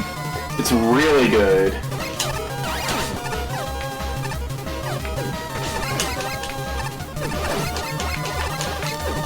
Ooh. I've heard this before. I forget where.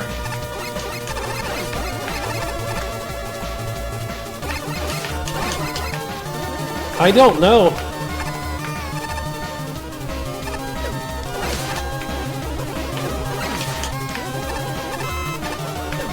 Ah! Well, I didn't expect it to jump that high. Great lag! I respawn myself and get lagged through. Oh, it's Dark Castle from Kirby's Dream Land 2. Fish. Where's Thorn when you need him? I haven't seen him in ages. I wonder if he's okay. Thorn.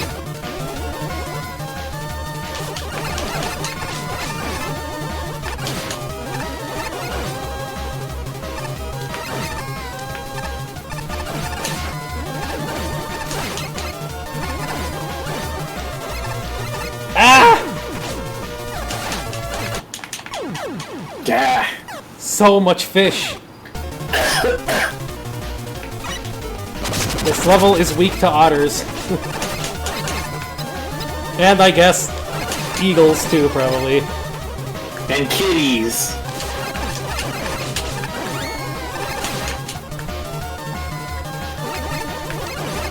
And bears.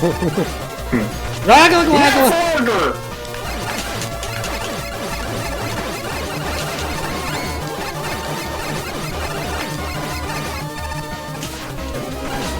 Ah! Darn it!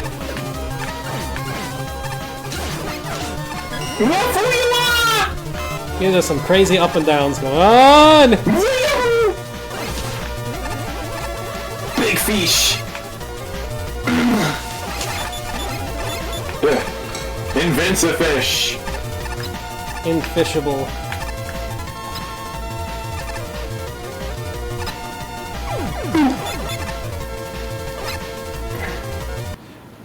How the heck do I get on that with that fish is like really quick? I don't know. Mag beam. Or skip the ladder with rush coil.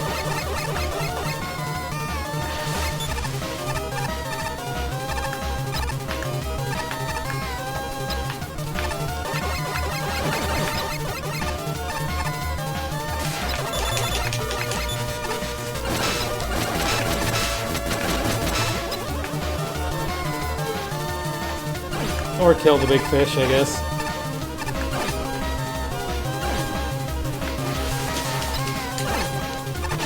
Agla agla!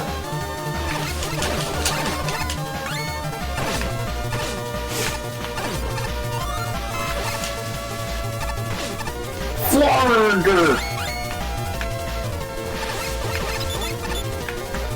Two ways? No.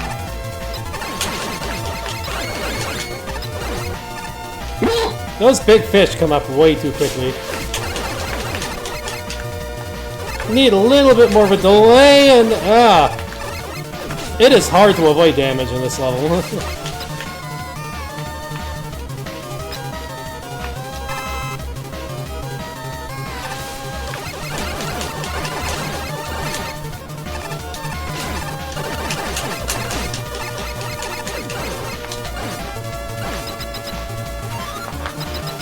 Fish.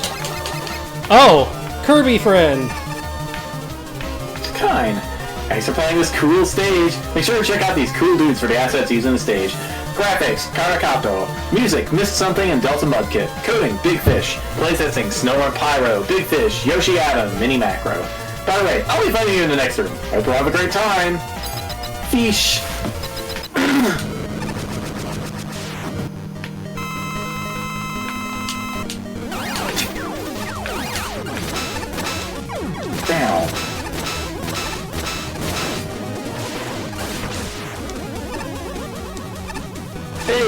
a remix of Kind's theme.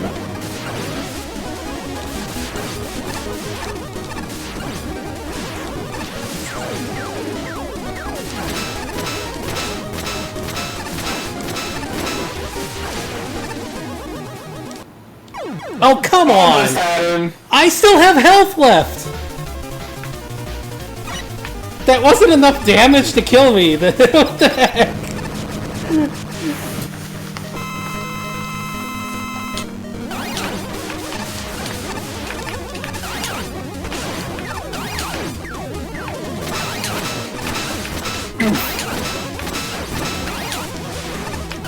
Yeah! Yeah!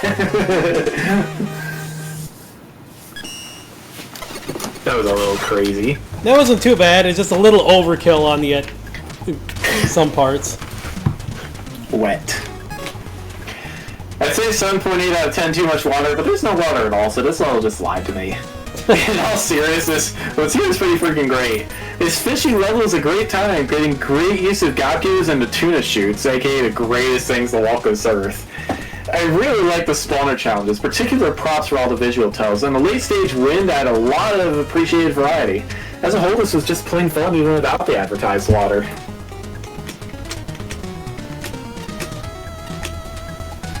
Of course, there's still a few issues. Besides Ace Mambo vanishing before his time, he could have worked really well with the wind, but he only appears once there and is easily dispatched. I found Big Fish to be overall lackluster. His concept is fine by... What the heck? by itself, but instances like the super tight ladder or tuna shoot sandwich can be aggravated due to a punishment factor.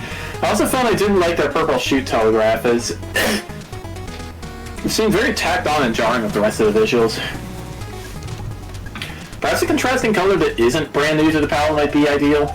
Besides that, I found the invincible enemies didn't add very much to the level. They're oddly sporadic, to the point where it feels like they're barely a presence, and their introductions tend to be less than ideal. Despite the flaws, Wet is a pretty fun time. It's entertaining from start to finish, and the Kind fight is a good note to end on, even if his wind can easily kick in before we've had the chance to get a feel for his abilities. I'm glad you got to play this. 86!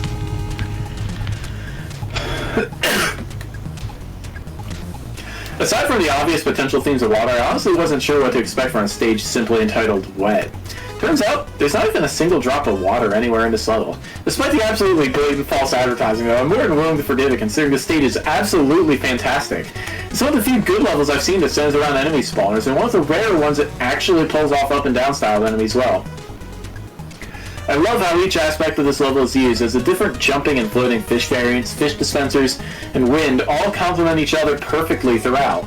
All these elements are introduced fairly and at very clear telegraphs as well, meaning nearly any given slip-up or death is generally on the player rather than the fault of the level itself. That being said, however, there is one part near the middle of the stage that struck me as a bit off. That being a ladder directly over a big fish spawn that you need to jump to, right with the wind against you. Making this jump without utilities is incredibly tight, so much in fact it feels more like an obstacle that should have been near the end of the stage. Aside from that one brief spike in challenge, the rest of the level's difficulty curve is really well structured. Honestly, I'm not sure if I have any other big complaints of this stage. The only thing to mention with this level is Kind, and again, I can't really harp on his fight. Much like the rest of the stage, it's really well put together, has fair telegraphs throughout, and doesn't overstay its welcome, even with his 1.5 bars worth of health. I didn't even mind the wind in his second phase, and I usually dislike those kinds of effects in boss fights. It's an overall great end to an excellent stage. Excellent work. Soggy. Bizarre title aside, it's a surprisingly well put together level, although a bit on the shorter side. Certainly creative use of the various fish enemies to center the entire level seem on. The fish dispensers as obstacles are especially silly and had me laughing. Good indications where the fishes would pop out, making it a fair experience despite his brother's speed. Level provides a nice variant of platforming challenges and really clever setups while somehow managing to stick with the overall fish theming. It's honestly pretty amazing. This particular remix of Dark Castle is a bit unfitting to the theming of the stage, giving off a bit of a disorienting feeling with the odd pitch shift in instruments it shows. Boss is alright, most of its acts are fairly learnable and engaging, but I keep having trouble leading the rainbow clones while also avoiding the boss from daggering me. The wind, while interesting as a boss and pinch mechanic, kind of felt like an unnecessary difficulty increase as the fight is already a non-trivial one. Kind of had to dock a few fun points because of how that alone lingered on me on the entry longer than I would have liked. 98! This is what a level looks like when every aspect is carefully planned and polished, and it makes me so happy. You made a fish-themed level without any water, and it works. You made the underloved floppy fish a genuine hazard, and anyone familiar with my obscure Super Mario World ROM hack will understand why I'm so tickled you created a fish dispenser. You made enemies popping out of pits fair and fun, and for that I salute you. Between the seamless learning curve, smartly placed checkpoints, strategically sparing use of instant death, and frequent health refills, there's no question the level wants the player to succeed. At the same time, the player is constantly being tested by increasingly involved challenges that require good planning, timing, and situational awareness. Moreover, the music perfectly captures the balance between fluffy fun and stalwart seriousness. For me, this is platforming at its finest. The visuals are gorgeous, it's right on the money with the amount of detail and variety. I noticed the little touches, bolts hanging on hooks, a boss portrait at the door, and a level credits works into some friendly dialogue that sets up the boss fight beautifully.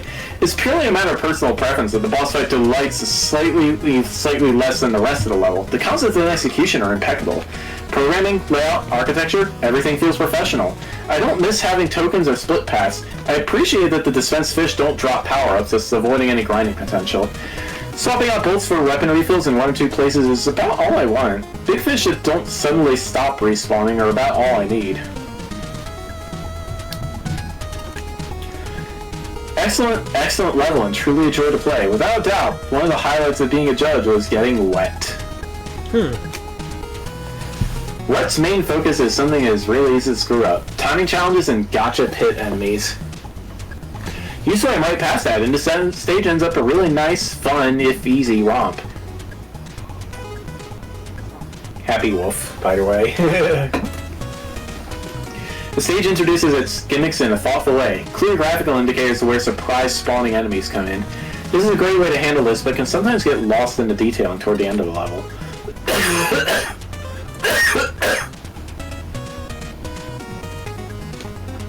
But since the only times I found this happening were in non-lethal situations, this is a minor quibble at best.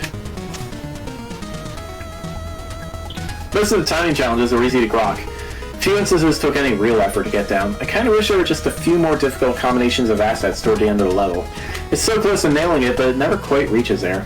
I think the highlight of the stage is the boss. Kynes is just a nice, clean, fun fight. Despite an enlarged health bar, it feels like it's justified thanks to being always vulnerable and having standardized defenses. Thanks to great use of the wind gimmick, the attacks are tricky the first time you encounter him, but it's predictable, making for a fairly engaging muscle memorization fight. I felt like going and no damaging it, since a really good sign the boss is stuck with me, so I rather enjoyed this level.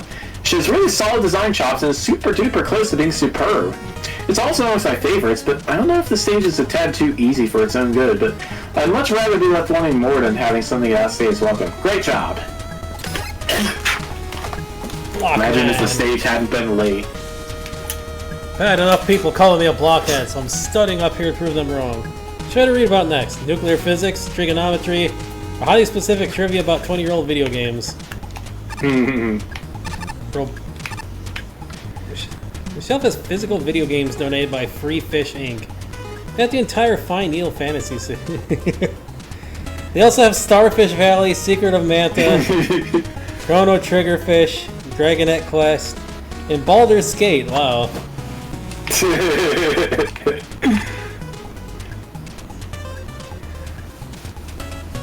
You might think that I was modified to noiselessly slide up walls as I stock shells. Far cry from my deafening days of old. Being said, I still sometimes accidentally drop rocks on the patrons. Pardon me, Bastion, I'm in the midst of a fascinating read. Every day, animal behaviors change due to climate change. Hunter must always stay informed. Still, I can't believe animals could mutate this much due to human influence. Giant winged lizards, insects shaped like coins, walking trees. What will become of this Earth, Bastion? And we who will inherit it?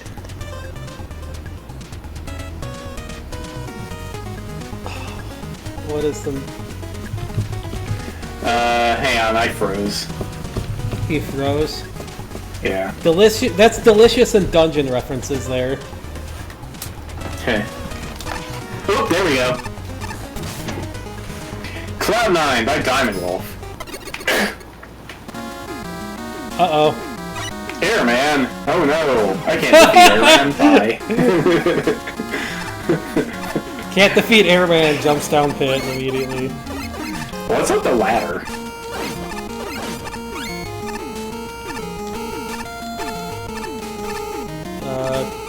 Dunno. M-Tank, okay.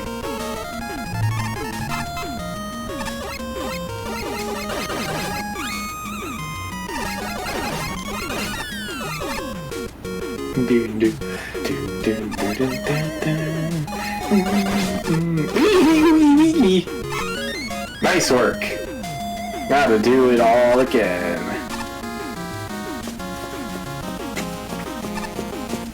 Susie's gonna keep jumping down pit. She needs an eagle form of these. Fly.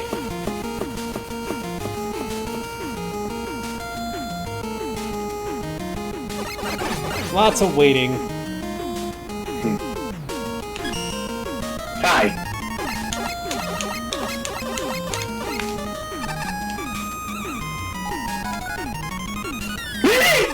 What?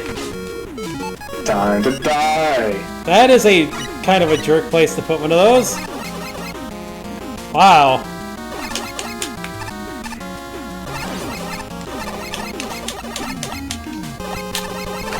That is a very jerk place to put one of those.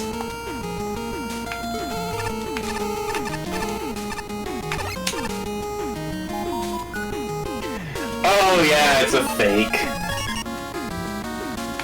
That is an extremely bad Dude, place it's to all put because that. its face is different. We could have had that introduced a little bit earlier than that, you know?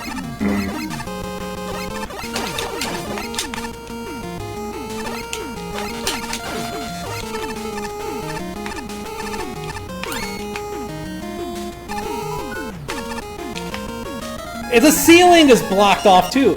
Why are you such an asshole in this person? Why? How are we supposed to get that? Rush, maybe? Is the glass part of the platform fake?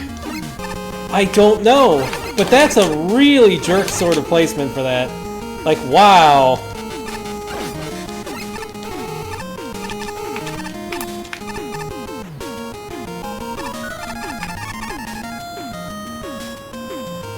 I don't know.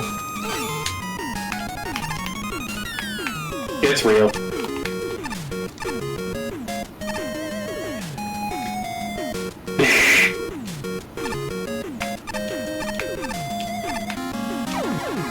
Nope, left. I see it. I'm just trying to see where I'm at. That is a very, very jerkish introduction to that.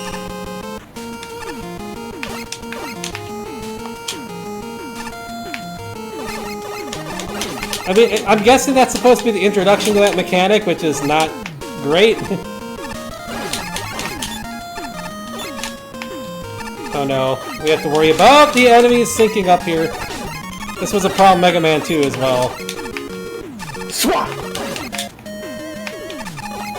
Swat. Swat, swat, swat, swat, swat, swat, swat. We got birds! Speaking of birds, Left.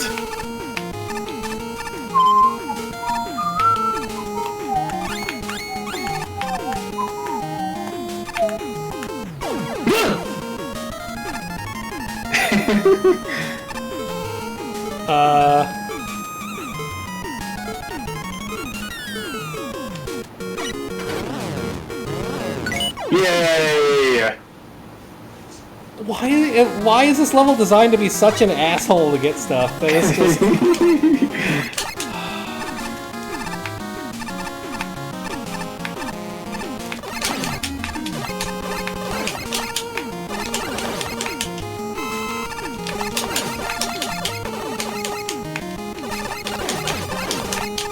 My raffle tiger goes swath, swath, swath, swath. I don't know. Owie!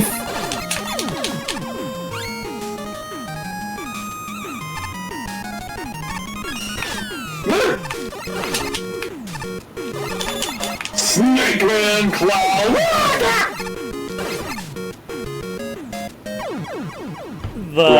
The timing on those platforms is not great.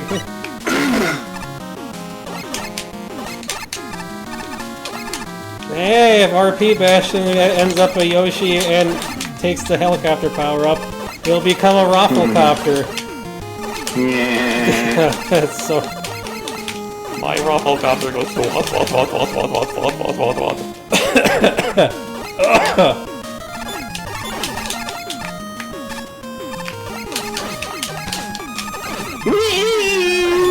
God, my throat gets affected by that medicine so bad. I can't wait for the actual, like, pills to be back in stock so I don't have to take a frickin', like, vape version of the medicine. Yeah, I hate that stuff. I know a lot of people like it, but it's like, how? How can you stand this? Well, there's it. No! What? Die. Why are you such an asshole with these frickin' things? Oh, well, this is going to be... They say every cloud has a silver lining.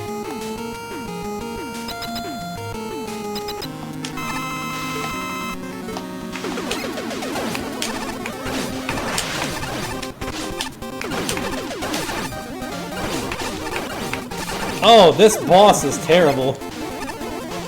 Finish him! Yay! Oh, even the energy element is assholes.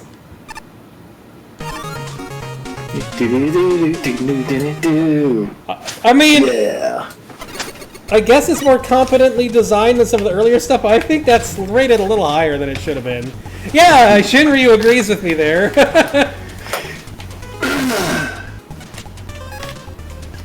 Okay, we've got an Airman vibe here. In some areas this works, but falls flat in others. Will stands strong in some of its visual aesthetic and teaching, but the air tikis paired with cloud platforms is an honorable mention. The visual aesthetic is quite pretty when it uses the parallax clouds, although it makes sections like the formerly solid white background look terrible. And a little eye steering.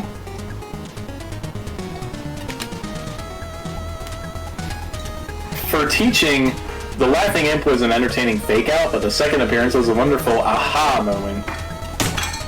It was easily the most interesting part of the level, by it being something by and large brand new. There's stuff all over the floor. Unfortunately, the level itself is just there. The introductory setups are solid, and the Laughing Imps make useful token challenges, with the only other memorable part is the Spammy custom boss. Everything else just exists. It's generally just Airman 2.0, except arguably less interesting due to a bit less gimmick variety. There's an attempt to mix things up with the snake clouds, but not only are they not that interesting, being yet another weird cloud platform instead of something more gameplay changing like the Fan Fiends. The final token rune associated with them is a bit broken. The low wall and the transition has killed me in some truly spectacular ways. There was at least a custom boss, but the big lightning war is kind of a spam fest. I don't have a lot of drive to actually engage with some of the boss's intended challenges either, as some of dodging constant bolts on precarious clouds is rather annoying. You don't even need to the second one until it comes time to collect the element. The first cloud moves high enough that you can just buster snipe, which is just as well since it's easier to survive getting knocked off cloud 1. Outside of a few aspects, the stage didn't really stick out to me that much. It's a bit of a shame since it's obvious there was a good amount of effort put into it. The stage's biggest strength is easily its visuals. The scrolling and layering effects are all really nice looking, adding a lot of depth to what would otherwise just be a typical sky background. Well, there's a part early on where the details completely stop and switch to a flat shade of blue. Intentional or not, this is still a pretty odd shift in background elements. Aside from that and some weird gray outlines and a few spikes, the visuals kept up their solid presentation. Sadly, the rest of the level didn't stand out in the same way. It essentially plays out like a more amped up version of Airman stage, which means a lot of hopping between cloud platforms. The actual platforming challenges are laid out decently, but they just weren't interesting enough to keep me invested in the level. To the point where I started to forget about entire segments after I passed them. Besides the visuals, the most memorable things here are the fake platforms and the boss. The former gets some interesting use in the hidden token rooms, so the second one threw me for a loop until I discovered Rush Bike was the solution to make those low ceiling jumps. The third token room also struck me as odd, since the given solution didn't really seem like it should work, but surprisingly, sliding from the cloud platform is pretty consistent in getting through that small gap, even though it feels like Mega Man should drop off the side. Then we have the boss, which I honestly didn't enjoy that much. He sits in one spot and only has one attack he uses at a near constant rate. Fighting him on the cloud platforms... Not to mention, you can make the fight a complete joke by using Spark Chaser. It's a pretty weak climax to an otherwise average stage. Airman 2.0, 9.0. I need to get a throat lozenge thingy. Alrighty. Because, well...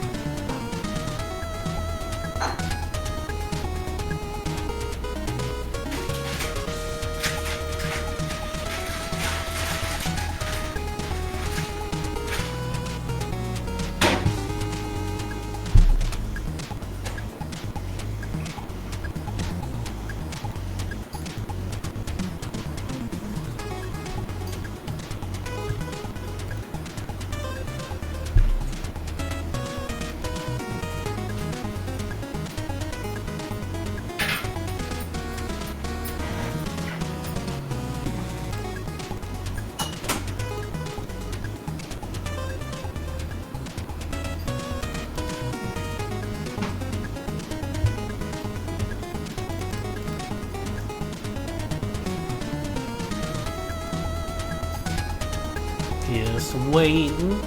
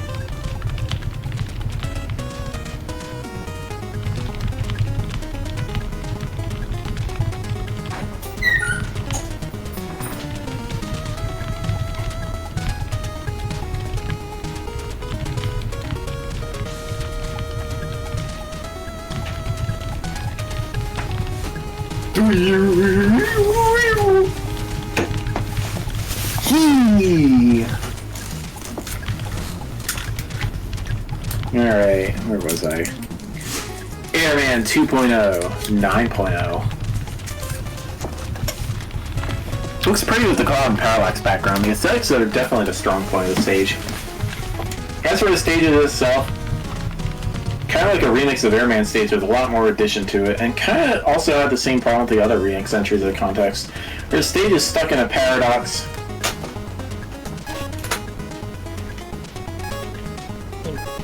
What? What? That's, I guess, some kind of paradox that keeps happening. A paradox of not certain if it wants to be faithful to the original or stand out as its own stage. Unfortunately, the one thing that remained faithful, still having to deal with the slow-moving clouds like the original Airman stage. The fake-out platforms with the Japanese goblin face difference is a pretty clever gimmick. Though the player can fall straight to death if jumping to the right of the goblin head in the first instance the gimmick is encountered.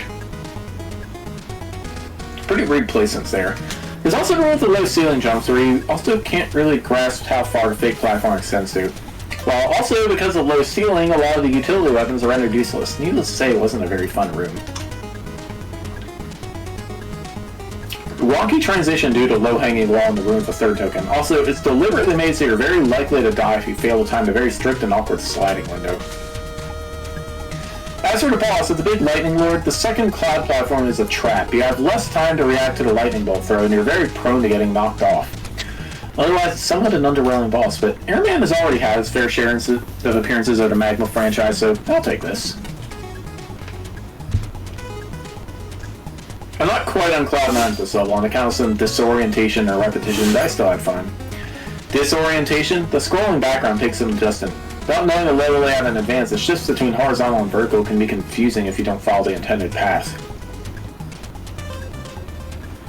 Bottomless pits are easily mistaken for screen transitions, and entering certain screens from a wrong angle can be disastrous.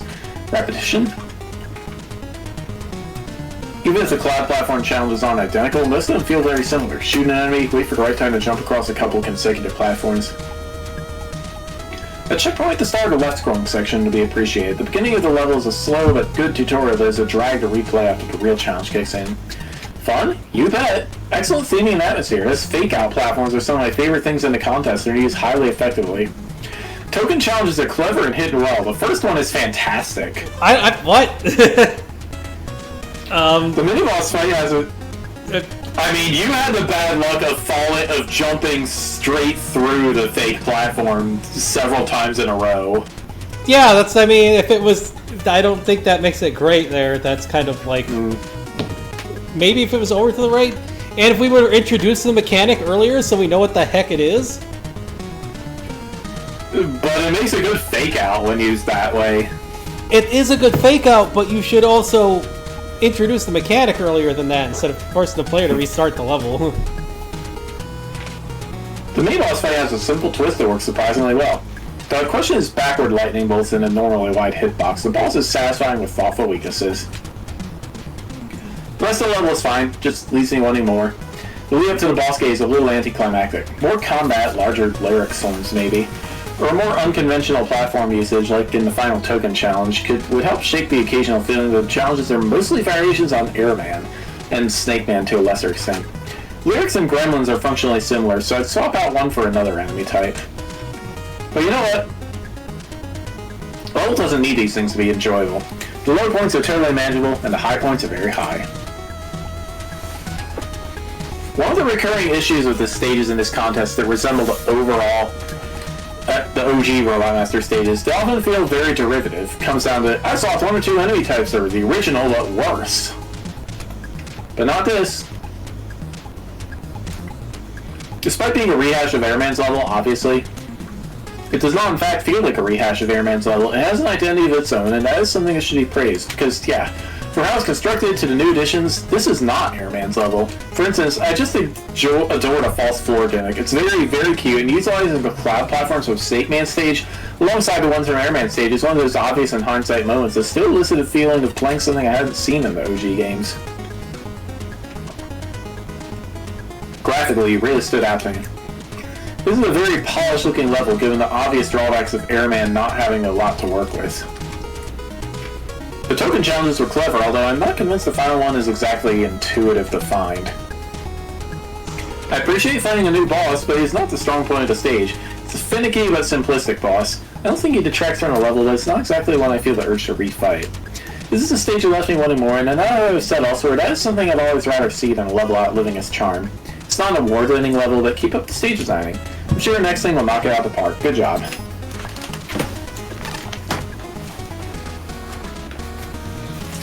Bet you think I stand out in a place like this, don't you? Well, let me tell you, Chuck, a bad like me's gotta be more literate than a philosopher to survive. Union stuff requires all kinds of paperwork. Now, scummy bosses out there, it's important to know your rights. Sure, you could hire a lawyer, but I say it's always better to stand up for yourself by yourself. Plus, those pen pushers charge a blooming large fee. I've taken quite the interest in blackout poetry lately. It's rather beautiful, isn't it? The remaining letters are much like stars, connecting together in a constellation of words. I'd like to try this art out myself, actually. You know what? Why not right now? Let's go. Yay. Wow. Yow, yow. What? Abandoned mine. 5% time penalty. Mango and Mongo together. Together at last. Quiet. I don't know. You're playing someone else now.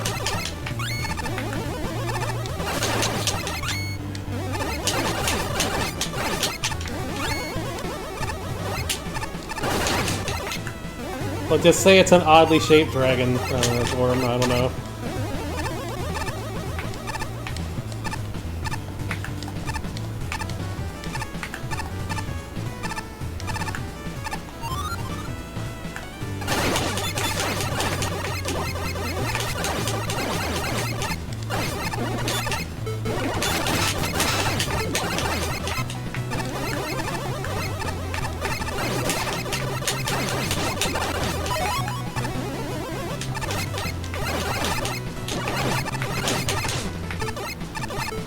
Oh, we have restricted usage of course we do.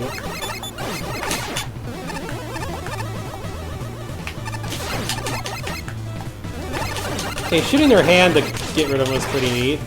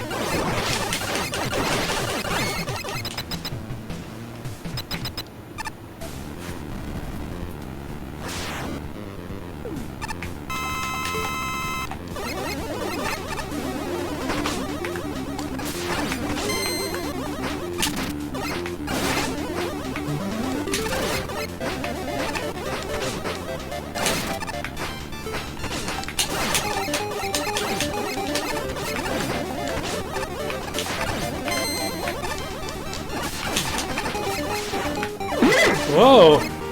I didn't expect that.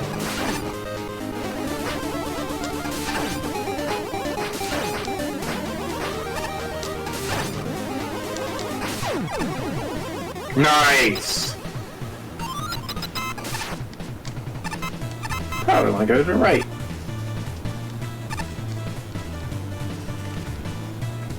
The compass didn't give you an alert there. Yeah, I noticed that too. Oh, because there's a sign in the background. I mean, Bastion still has his displacer tentacles, technically. Yeah.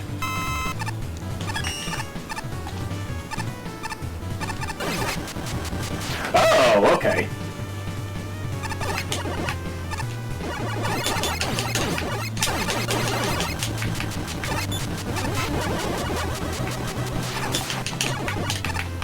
Oh no, because I have fast blink, I have the fast animation on, I hyper blink.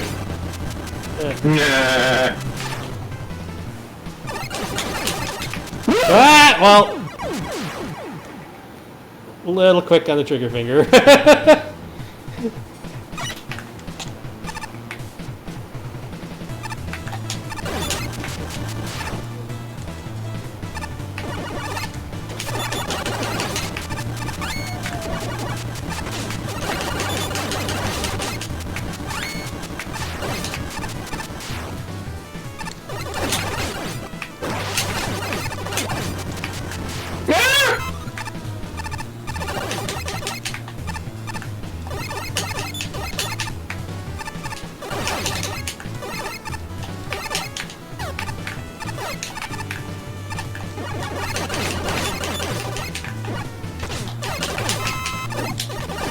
There's some jerk enemy placements in this.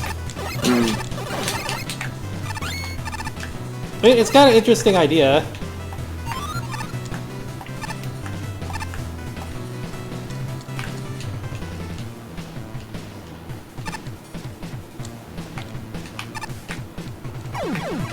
Oh, I see. You need to shoot and then make your way up, quick. Ugh. Bonk.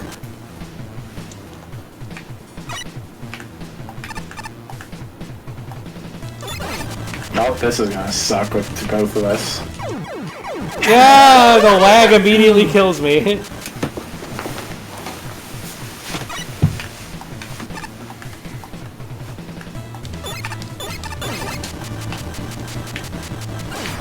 What?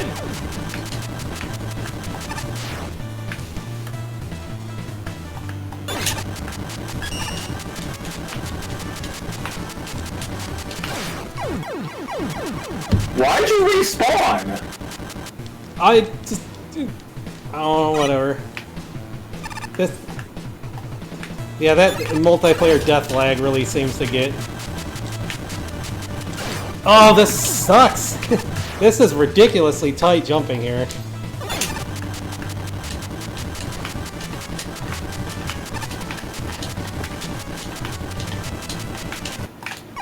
Almost.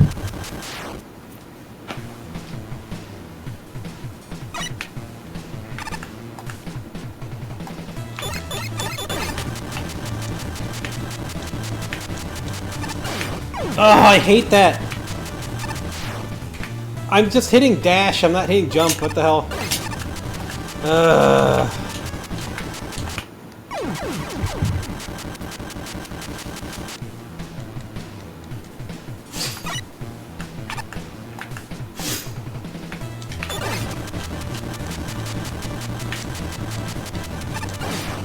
I am hitting dash! Why am I jumping when I hit the edge of that? What the hell? Stop that!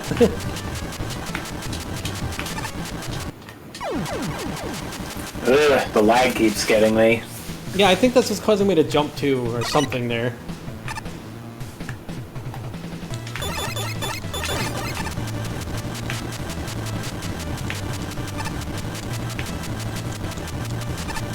There we go, jeez. Yeah! Yeah, if it doesn't frickin' jump at that moment, I can get through it. Okay, then.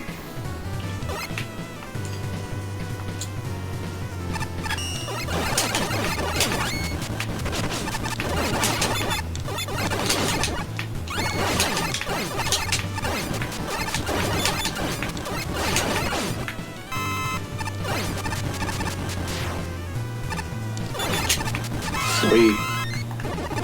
Ow.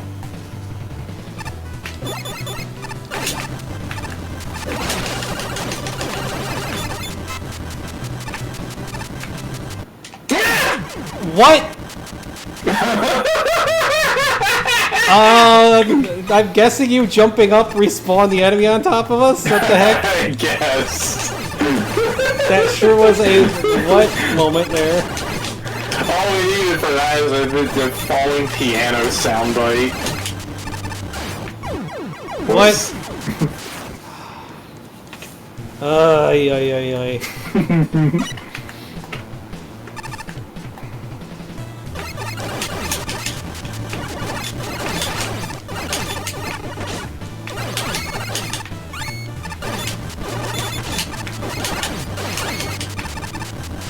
Woo!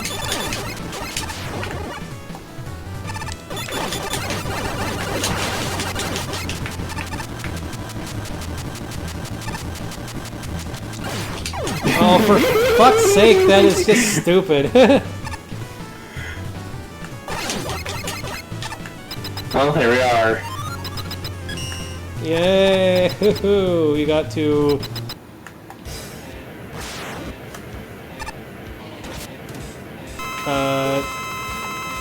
It's the FX, Who? probably. One of the Mega Man forms in the ZX. Maybe.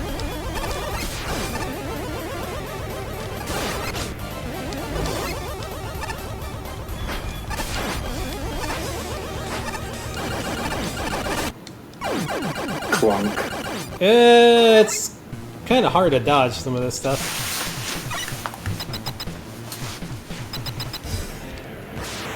I think it's supposed to be maybe a Sentai reference thing? I don't know.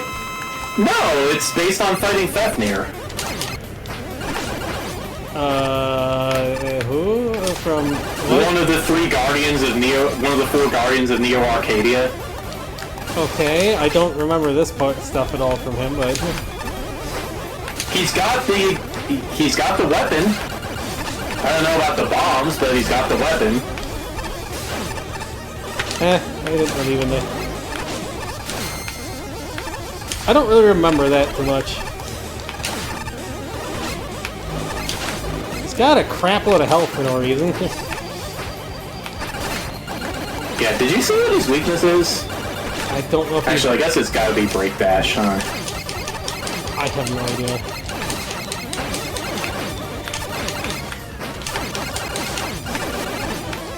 Ooh. Why did it come down the ceiling? Oh, jeez. Oh, yeah, this is gonna be stupidly hard to dodge. Jeez. Got him.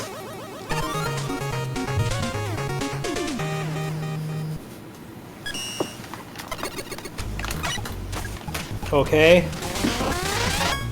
Wailord. Wailord! Don't ask for a life-size one of these. We've been over this. There's a reason they eat, like, the Arcanine plush is only half life-size, because you would never... You could turn it into a frickin' bed if it was life-sized.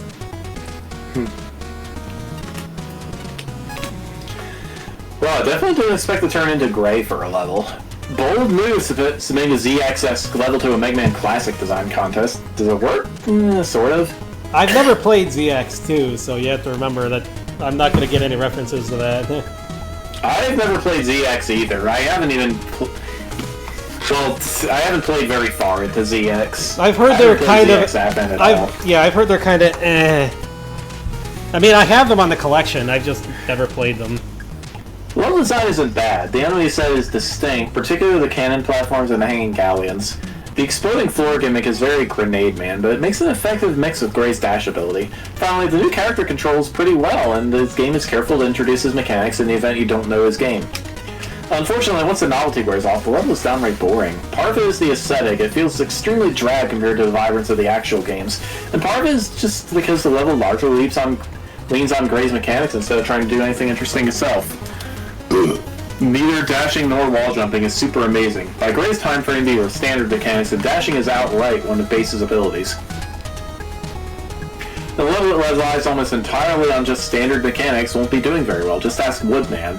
Very little of the level actually sticks out to me, despite the serviceable design and the odd, cute details. The only times the level feels memorable to me are the 2 boss fights. The Deluxe Galleon can get an annoying amount of airtime, but its attacks are interesting, and the fight feels reasonable. Atlas, meanwhile, is an awesome conclusion to the level, boasting a variety of skills and a wonderfully fast pace. Unfortunately, she's also a little glitchy. She managed to do some weird slide fire with her aim buster at least once. As a final issue, the tokens are too precise for their own good. Not bad ideas, just they're a wee bit much. I get the idea what this is going for, but honestly, I don't think this hits the mark. It's been a while since I played the ZX games. Even so, you got me wanting to go back and replay them, especially after how solid this stage turned out. The platforming in this stage is really well put together. It goes from simple setups that allow you to get used to dashing and wall jumping,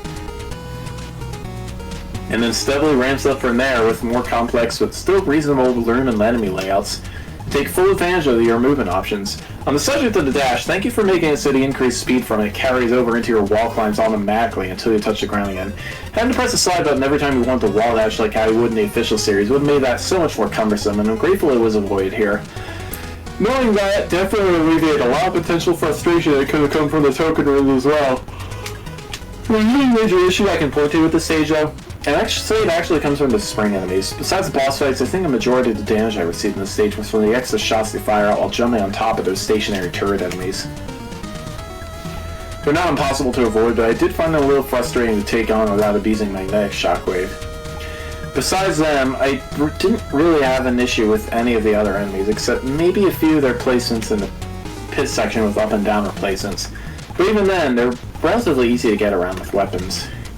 As far as the bosses go, the mini-boss is nothing to really write home about, being a solid fight with pretty standard but still threatening projectile patterns if you're not taking it seriously. Atlas, meanwhile, gets a pretty faithful fight to the source material, but also comes with a few issues. She has a lot going on and can easily flood the screen with projectiles in her second phase to further confuse things. Speaking of her second phase, that's also where I found the sole bug of this level. Atlas's position can easily desync from her usual pattern as the fight goes on, which is very easy to do given she has 2 health bars. This causes her to go do things like put mines down in the wrong spots or slide along the ground during her desperation attack. Oh, that's what was happening. That's what was happening to me, where I was like, how did the weird flames down the wall and stuff. I guess that explains it. First. But it does throw off the pace and timing on things if you let it go for too long, which for a boss fight like this seems pretty crucial. All that aside, however, I really enjoyed my time with this stage. Great work with this one. A-Trans! A little ZX Advent crossover and callback. The stage lets you do dash jump and wall climbing, which definitely takes a bit to get used to in a classic setting. Thankfully, the stage is not strict to push you into mastering them, since most often jumps are doable without actually needing the wall kick. For those who want to utilize the new movement, there are always the side token rooms designed with the mechanics in mind. Also a bit unfortunate that Gray was not given unique sprites for wall climbing. It's not a big deal, but without a clear visual indication for confirming the input can be a little awkward sometimes. The spring enemy and the shooting thing is pretty neat. Enemies interacting with the environment or gimmick are always nice to see, but perhaps they are a bit overused throughout. I like the extra little interaction. You can shoot the ceiling cleaning guys in the hand, and they fall down from losing balance. Some more backgrounds would have been neat, too much blank void. The fight with Atlas is fine, though she often shoots the normal shots without much tell. Some of the attacks are also rather hectic to dodge around. Doesn't help that for the ground pound attack, the warning symbol doesn't exactly convey the range the explosions would have. There's a weird instance one time where she was on the standing pose that she was moving around. Kinda strange. Pardon me, but I believe you're looking for the Make a Good Mega Man ZX level contest, which is down the hall. I'll judge the level anyhow, but to me, the spirit of this contest is classic-style Mega Man. The cool gameplay alterations and forced costume change rub me the wrong way, even if the rules don't explicitly prohibit them. Having said that, I'm impressed with the quality of the design. Introductions are really well thought out, keeping in mind new hazards and new game mechanics. The mini-boss is solid, and I like how it's partial practice for the main boss. The delayed hint box at the beginning, directional signs and backgrounds, and alerts in the boss fight reinforces the attentiveness to the player's experience. Some gripes include a few negligible technical issues, a color scheme that makes the interesting tile work feel a bit drab, and a level title that undersells the enemy population of this mine.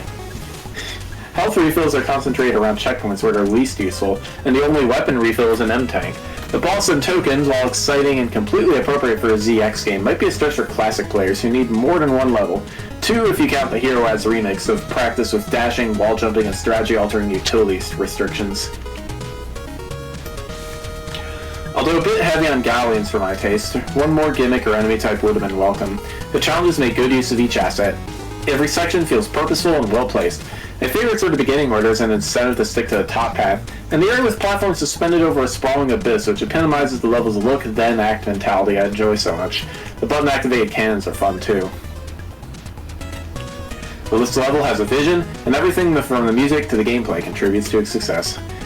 Boo! I want to judge using my in-game Dav skin. Forcing another character on me is not cool, man. In all seriousness, this is another stage where it may not be breaking the rules, but I feel it breaks the spirit of a classic-themed contest. But unlike the other stages shoehorned to later series Mega Man style of gameplay, this one isn't quite as dull and offers something new. It's still rather uninteresting.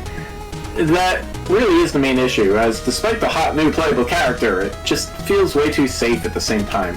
This does do some stuff right. The struck blocks serve dual purposes, both to block wall climbing and shots and also open up paths.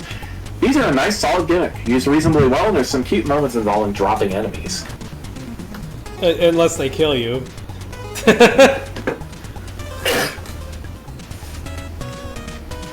The optional time climbs are rather thrilling, not quite hard enough to get frustrating, but not so lackadaisical that it's devoid of challenge. And I can praise the stage for one more great thing. For what it has to teach, it teaches well. Most of the enemies poured from ZX Advent are neat too, and I can't help but be amused by being able to knock away the Galleon's shields. Hell, the other little interactions given with the enemies elevate the identity and charm of the stage. New sprites are frankly more fitting than the minigame in ZX Advent. Galleon's no longer being Mega Man as is a big improvement. And while it's not perfect, the lineup for the new, old enemies is pretty consistent. Overall, Overall, this is a nice looking level. Stoneman's tiles always look nice in new color palettes. Even if I am getting a bit bored of them, especially with so many mine-themed levels, that might be part of the stage's problem. Such a generic concept doesn't really fit the boss at all. I would have preferred seeing Atlas's original desert and oil complex stage theme here instead. And about Atlas, I'm very conflicted about the boss. Was she the original intention for the stage? She really does feel out of place. And the fight is rather questionable. Having both attacks that have tells that are too long was kind of defeating the point of said attacks in the first place. And attacks that have basically no tell and will amount to a lot of unavoidable damage. It's pattern-based in spots. Certain attacks always follow other attacks, but given there's just random projectiles flying about the screen and the sheer amount of splitting shots, she's a very hard to grok boss fight here. Due to how RNG heavy she is, she's either a cakewalk or hands you your tail, and I did eventually perfect run her, and I don't really feel I earned that win. I will admit, I haven't played ZX Advent since my wrist issues flared up, but I don't remember Atlas being quite this hard to parse. I think the animation style of those games lend themselves to better subtle tells. NES sprites need more exaggeration in tells, especially with bosses that are the size of Mega Man. Although I will acknowledge, even in her source game, she had a habit of pulling off rather useless attacks. I don't think this fight was calibrated correctly for this art style and game speed. This is a weird one to rate. The stage does an awful lot right, and I can't deny it has charm, but at the same time, fails to really engage.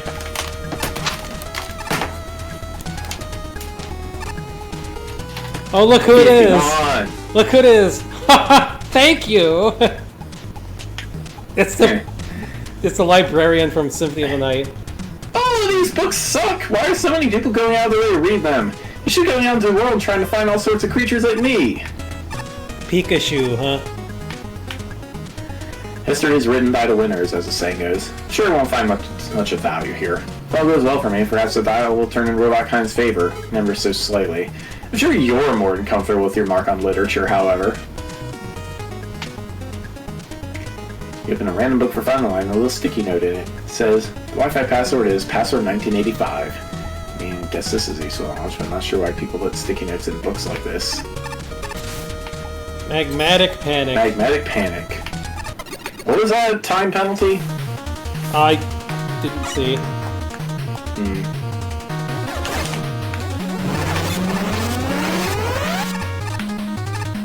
Instant death lasers!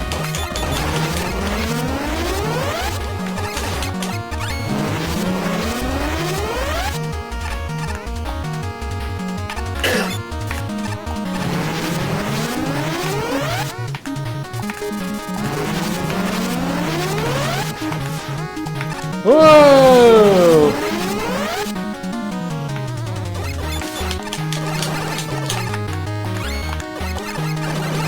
Wait, why am I gray now? What? I think it glitched. What? Oh, we found a new glitch! Oh no! Oh no, not this again! Oh no, you can't combine those two! Are you still gray? What is going on? What the heck is going on? Susie made fun of Bastion for getting turned into some weird, like, Sentai-looking human thing, and now it's her turn. Karma strikes, huh?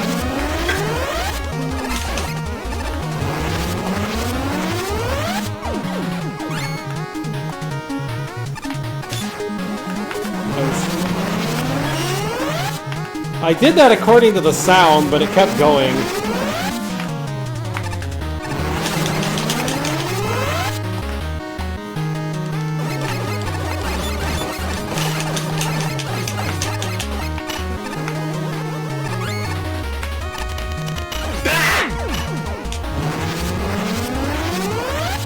Oh, this is not a good combination. At least you can see them? Oh no. Go, go, go! Yeah! Stuff! We need a checkpoint. Yeah. Oh, this level's a heck of a lot of waiting.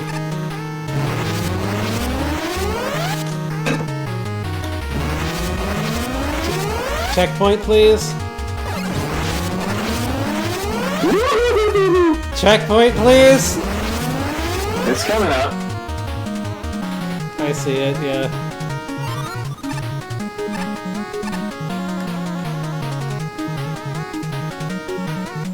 We're gonna have to try to reset the costumes after this, I guess.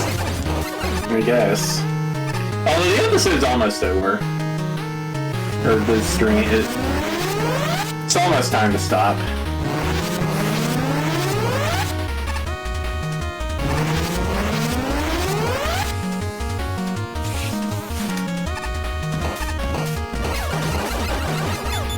Hopefully we're close to the boss.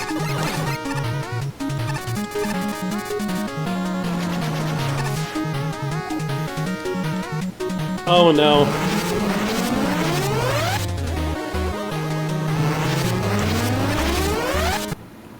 That didn't work. I found a non-working block down there though.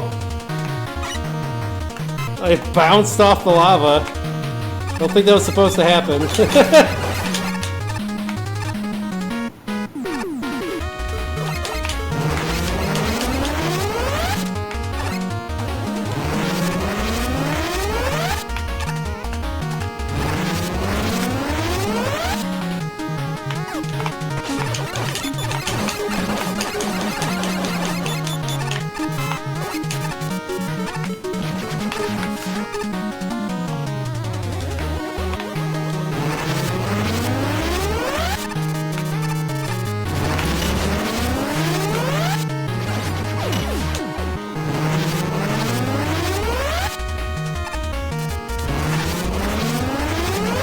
That is some real tight timing there.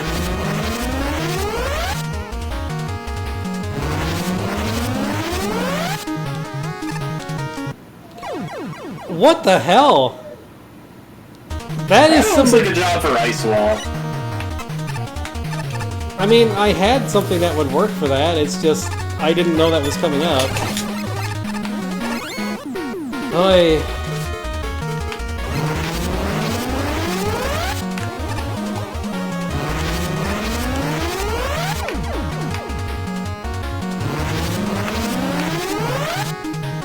Sometimes with the lag of multiplayer, because the sound, you can't trust the sound. Which is a little annoying, but whatever.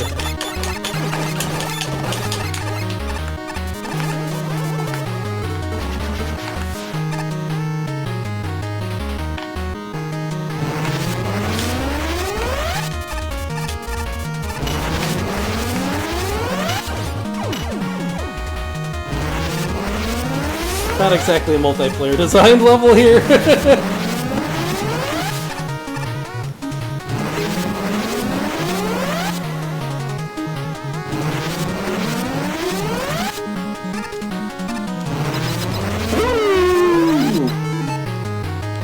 No.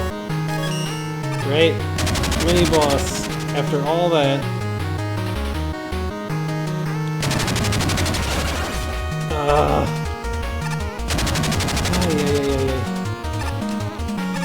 I still think this is one of the worst mini bosses in Mega Man.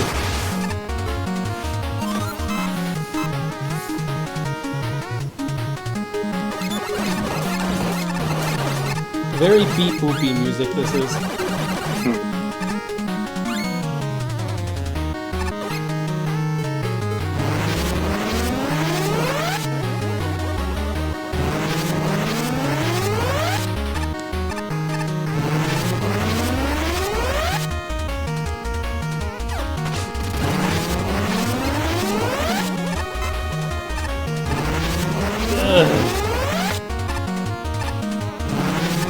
Jeez, the timing on this is kind of insane.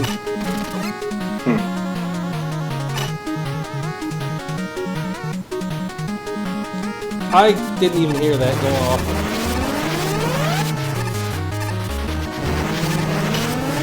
Oh!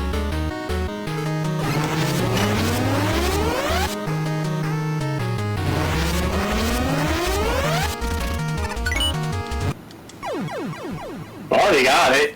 I got it, but that is some god-awful frickin' challenge there. Jeez.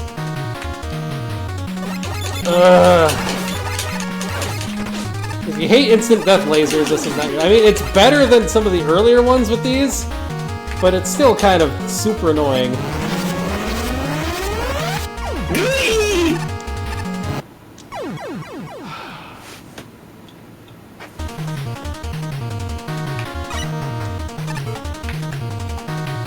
It's also...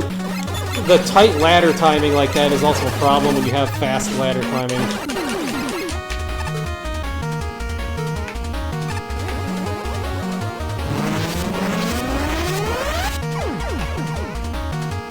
Oh, I can't climb down through it. You see what I mean? This level has difficulty of, like, absurd.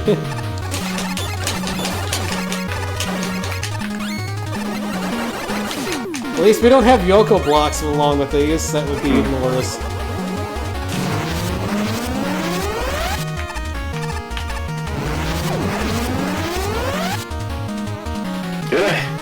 These magma lasers just lag the heck out for me. It's all the flashing, I think.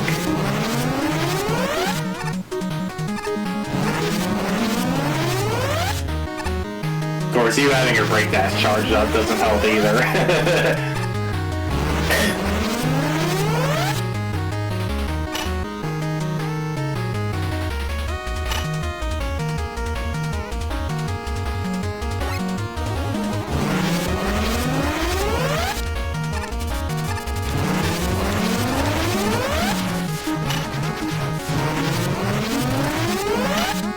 Nice. No, it's not nice because it frickin' lagged out and I couldn't make the jump. Ugh. I mean, the lag out is not on the level designer, but that's still super annoying. Ugh.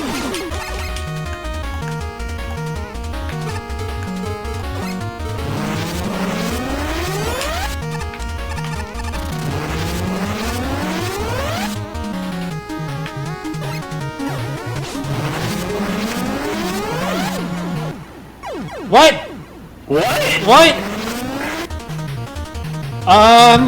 Okay. What? Lag, I guess? That sure was something. Oh, this is an annoying level. Oh, thanks. That didn't actually help. No, it certainly did not.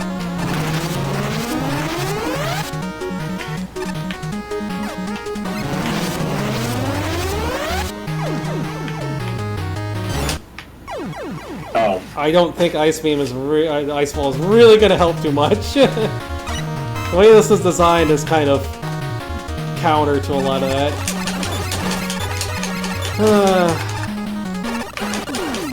That's like the one thing Ice Wall is good for. True, but it's also like...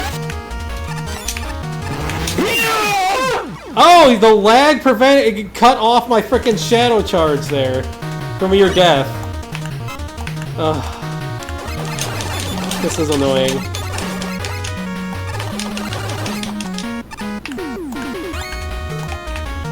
You dying for some reason stopped my frickin' shadow dash from working.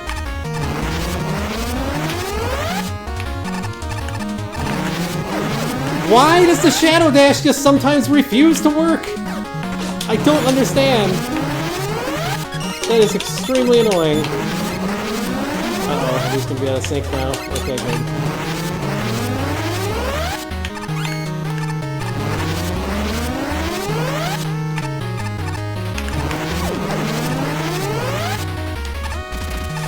Okay, let's not do that. Could you ride Rush Bike across the lava? I would still die in one hit with the stupid lava attacks. That's Probably. true.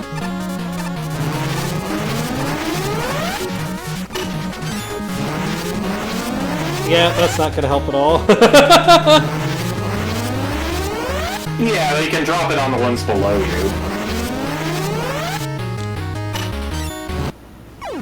I hate this miss. level so much. These swinging platforms and lava things do not mix together. I am sorry, this is awful. It is so awful.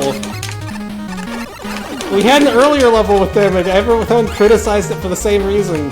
This is so annoying.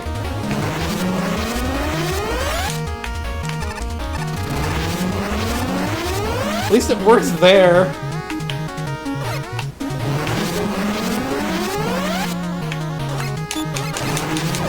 And yeah, okay. Multiplayer, the dash does not work correctly.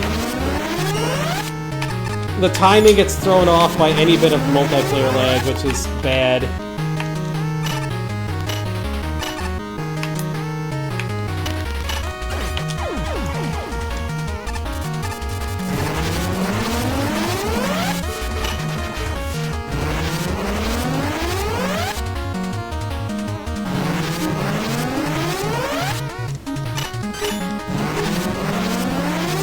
You made it! Finally! Just god-awful. Oh, this would be a hell to Buster only. Oh, hi. Hi, Fireman.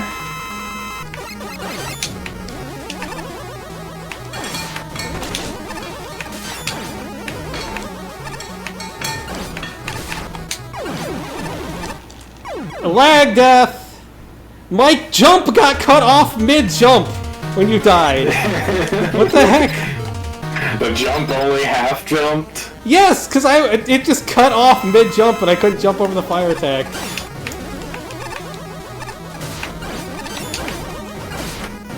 Lol. The boss is much easier than that annoying level, jeez. That level is not designed for multiplayer at all. But then again, you can't design around parsec lag. Magmatic Panic, 5% time penalty. It's like me and Shinryu were thinking the same stuff again, almost.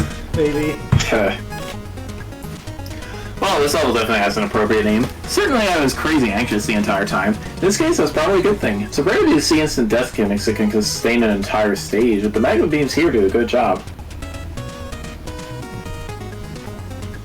The level maintains a consistent stream of new and frightening setups, breaking it up every so often with simple enemies, and spruces things up with pendulums and count bombs to make an entertaining experience. Some of my highlights were the combinations. Getting pendulums and magma beams to work together without being unfair is a huge challenge that this level largely manages.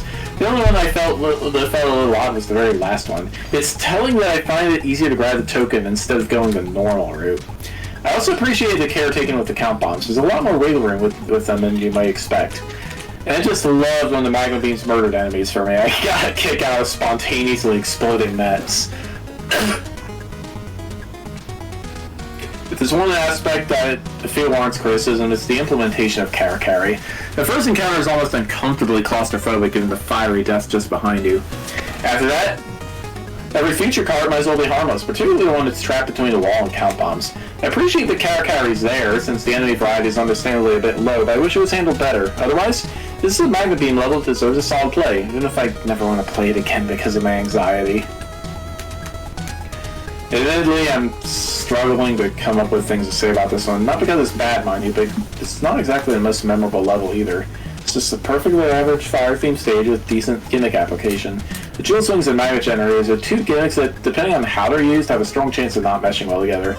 I'm happy to see her pull off relatively fine here, mostly thanks to her setups not being too overwhelming for the most part. By comparison, the enemy placement is a bit hit or miss. Sometimes they make the situation more interesting, and other times they line up in ways that don't really contribute much to the room layout. I don't know what's up. As a whole, it's pretty easy, save for one specific part. Trying to get the token at the end. While it's definitely possible to get it without dying, the time required to do so is really precise. But I don't mind this being the toughest challenge in the level, it still feels like a huge jump in difficulty compared to everything else. Other than that, there's not much else to talk about here. All in all, it's a perfectly serviceable stage for what it is. Fiery swings! Dangerous contraptions! A relatively vanilla level with a simple premise. Navigate through the stage while finding safe spots between the magma beams. It's executed quite well in this. The difficulty is quite spot on for this one. Challenging, but it's also not overly brutal where it becomes frustrating to retry. I really like the combination of the swinging platforms and magma beams used here. They create an interesting dynamic where you need to time your movement properly to get the swing to be at the apex at the right moment. Though as the stage goes on, there seems to be a reverse difficulty curve going on, and it also feels like the stage becomes easier towards the end, especially regarding the challenges involving the swinging platforms. I feel the part where you swing between the two magma beams should be moved to the last session for a better overall flow. Fireman ends things off is also a slight disappointment. Not as dangerous here as in his original game, but he's also not really that interesting of a fight overall. I suppose it's better entering the entry slightly underwhelmed than irritated by the potential problematic boss route he's chosen. So you can use magma lasers and jewel platforms together without making me weep in agony. Maybe? Observe, then act quickly. That's a gameplay style I greatly enjoy and it's implemented well here. The timing on each screen, especially where count bombs are concerned, feels comfortably tight. The same issue could be said of the architecture, which firmly controls the flow of the level without feeling overbearing. Generous power-ups ensure the player always has the option to use special weapons, which ease the difficulty without destroying it. Highly focused theming, a music track befitting the level name, and modestly elaborate graphics create a good atmosphere. This level makes the most of ladders, twisty architecture, differently angled lasers, strategically placed enemies, and gimmick synergy. The token challenge at the end is especially devious. Allowing a few of the enemies to be zorched by lasers is a nice touch. My only disappointments are with the mini-boss and boss, who fit the premise but lack pizzazz. Any other issues are minor enough. I had some trouble telling the wall and background ceiling apart on account of the colors. And the sheer number of death lasers made the level a little exhausting on a replay when I wasn't being nearly as cautious. I might restructure the order of the challenges and finesse a few screens, but nothing stands out that needs improvement. Challenges that are focused, pretty well refined, tough but fair, and just the right complexity. This is all I can get behind, at a safe distance, of course. Those lasers hurt. While I like the intellectual design put into this level, I just didn't think it was very fun. There was an awful lot of the player waiting around and doing nothing. The player quickly sees what they have to do on any given screen, so the entire play experience becomes very mechanical. What really drags the level down is checkpoint placement, meaning single mistakes are incredibly punishing. There are not many rooms between checkpoints, but it takes a long time to get through those rooms. Individually, most of the rooms work great. However, the sheer number of rooms that use magma beams, a gimmick whose very nature revolves around waiting, drags the entire experience down. Fewer of these rooms, and perhaps choosing objects from a larger pool than just Mega Man 9 would have given the player far more variety in the challenges they were faced with. There were a couple of issues with the second long room. The first jump between the count bombs is incredibly tight, and the final set of magma beams will always result in a death as you do not know the second one exists. Both the mini-boss and the boss just seem to have just been thrown in for the sake of having one. 50th place. Compass Man. People often turn to me for book recommendations, but I'm never the type to recommend things. It's hard to pick favorites. When I think about it, people also turn to me a lot to ask for directions. A whole lot of other things. But I think I am some kind of almighty wait a minute. Isekai. Oh no. Heavy novels. Cursed Darkness by Scatman's World. Alright, 50th place. Uh-oh. Token skip, okay.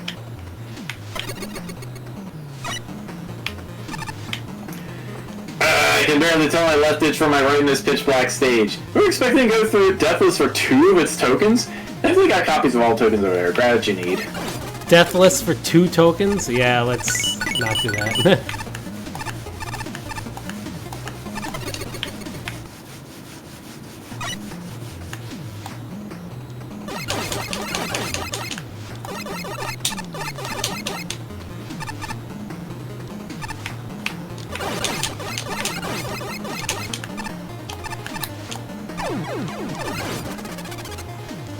Good thing there was another one of those.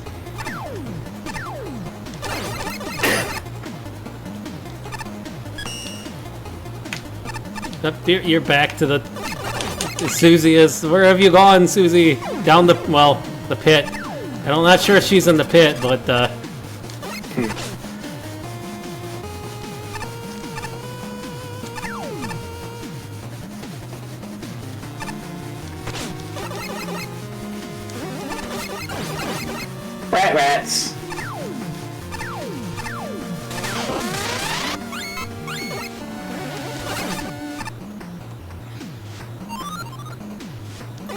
token. Oh, nitro. Okay. I can't tell if this is where I'm supposed to go, or... I think it's a split path. Oh, lovely.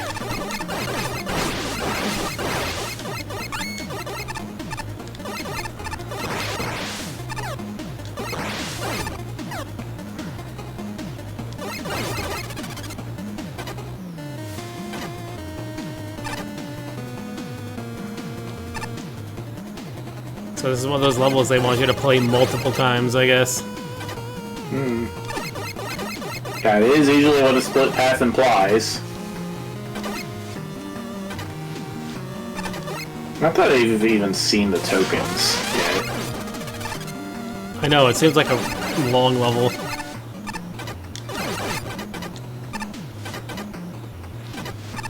There's a possible token. I still had health left! Let's go the other way.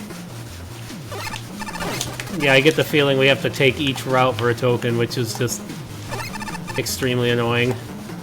Yeah. Oh, no. Wait, why isn't the stupid compass working? Oh, that's because we already collected it at the beginning. Because we have the tokens, probably.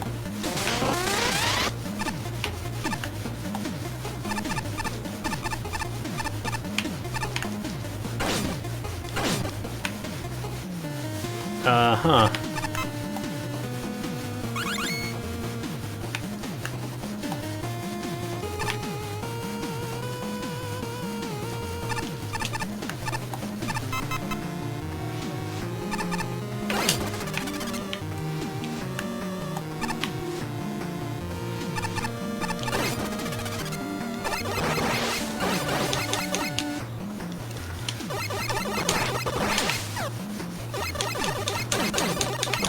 Yeah, this is gonna be an annoying level.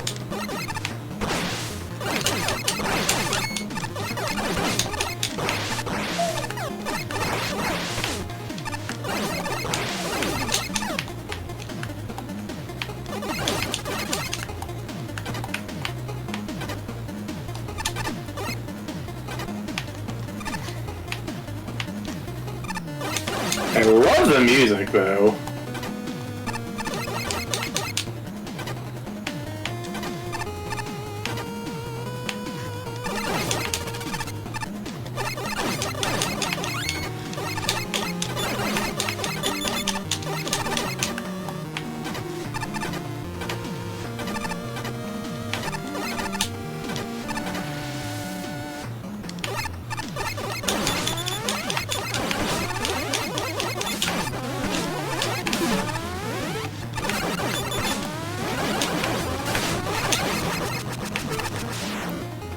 Yay, first checkpoint. Second. Okay. Which way was supposed to be the thing that was Token to the right. in this place? No. I mean, it doesn't really matter. We already got it, I guess, so...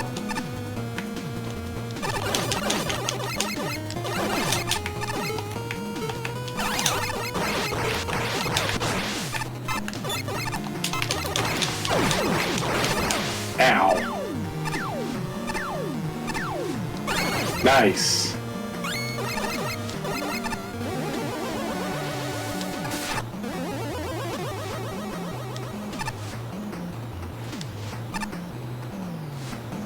So many nitro things are lagging me out.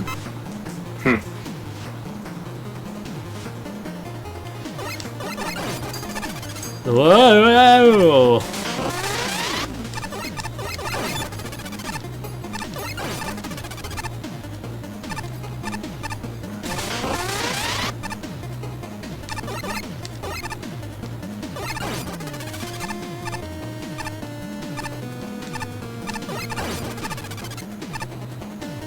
Nice work. Oh, that was for a token. Okay. Yep.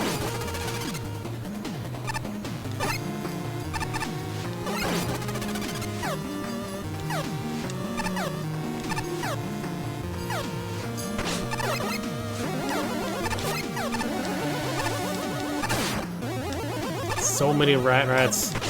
Whoa!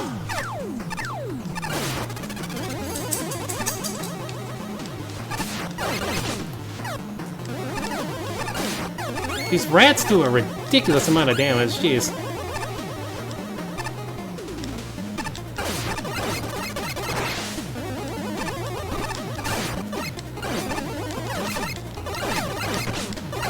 Ugh!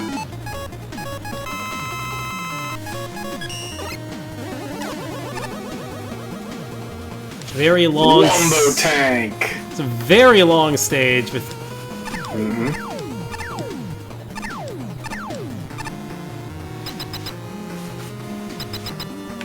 Great, but you died.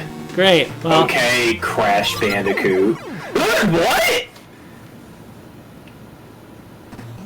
What? What just happened? I broke it, I guess.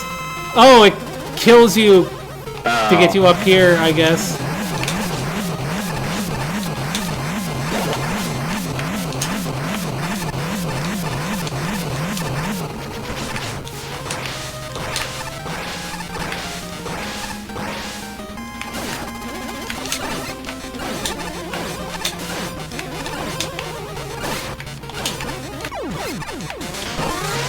Why would you punish people for dying in a level like that is that long with that much instant death? That is just not Because good Crash design. Bandicoot. I don't care if it's Crash Bandicoot, that's still stupid! Crash Bandicoot is stupid. I mean, I'm not gonna argue with you there about that, yeah, that's... Yeah, I really like this level, I really do. Cursed Darkness is a rare case where I actually really enjoy a Dark Knight's gimmick. The Pharaoh cans work really well throughout most of the level, especially the third token. The Nitro cans have a good concept behind them, working really well with the McShooty face. And I appreciate the way they combine with enemies. The remainder of the gimmicks works pretty well, but the enemy set is downright excellent, but for the most part the experience was a joy to play up until the last stretch. Before that final stretch, the level was extremely well crafted. The Pharaoh cans last just the right amount of time. The level takes great care to give you all the information you need. Props for the items and mouseables that mark platforms especially. And it works very hard to make itself fair, best highlighted by using damage spikes instead of death spikes. The final stretch of End does previous benefits, with a lot less platforms marked in sections where you really don't want the lights on unless the McShooty face knock you into a pit, but the Nitro can up and downs are the biggest sticking point. They aren't introduced safely at all, easily killing you on the first appearance, and it can be stuck in some royally nasty positions. Considering the less of the level is completely fair, and Pharaoh Man is a great fight, it's a crying shame how badly the end segment drops the ball. But then we have the no-death tokens. Oh boy. Darkness gimmicks are already nasty, and having a timer on your light means more incentive to rush the level. More importantly, that final section is rather on the cheap side, but now we're asking players to do this entire about 50 screen level complete with that awful final section without dying once. That's completely bloody hideous. I don't mind doing no death on the end time, but for Lord of Pete, don't make it a requirement for 100%. The result would force the player to play the stage twice, and with that mess of a final section, trying to get those bloody tokens slaughtered a lot of my goodwill, and I walked away frustrated beyond belief. Just, wow, this darkness-based level had me enjoying myself throughout, only to go entirely too far in the end. What a way to shoot yourself in the foot. If anything, the main gimmick here is certainly interesting. As for everything else surrounding it, well... The thing is, I'm actually a bit torn with this one. While the light gimmick does make sections a bit more engaging, as it basically acts like a small timer, the platforming segments themselves waver back and forth between boring and actually interesting. There are a number of sections, especially the ones involving the Guts list, that I didn't really care for due to how relatively basic their setups were. And for how much waiting around was involved. It does pick up a bit more in the later segments though, especially when those eyes start to become a more prominent hazard. The final stretch in particular was rather enjoyable, although I do think those up and down nitro canisters could have used a better introduction or telegraph. As a whole though, I think the stage is at its best when it's focusing on more unique challenges surrounding the main gimmick.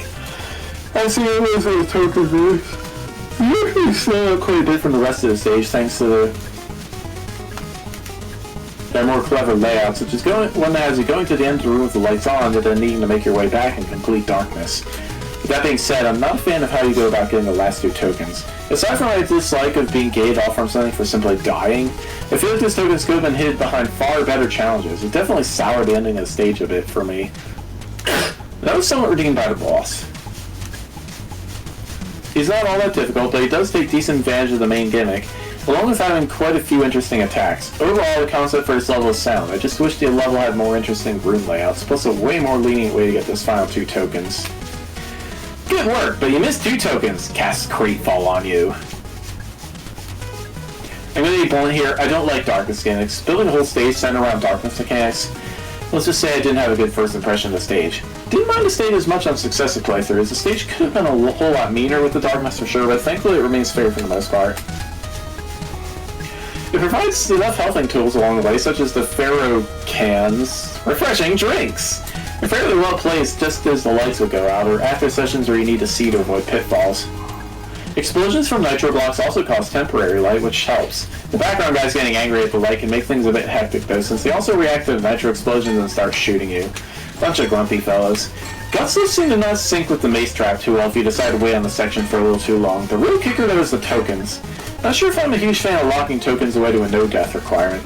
I get that this is a reference to Crash Bandicoot down to the nitro crates and the music and the whole darkness thing apparently, but IDK, this kind of locking collectibles behind perfection challenge is not for everyone. Not for me, that's for sure. I kinda enjoy the Pharaoh Man fight and how you have to light up the room again to reveal the man himself to shoot.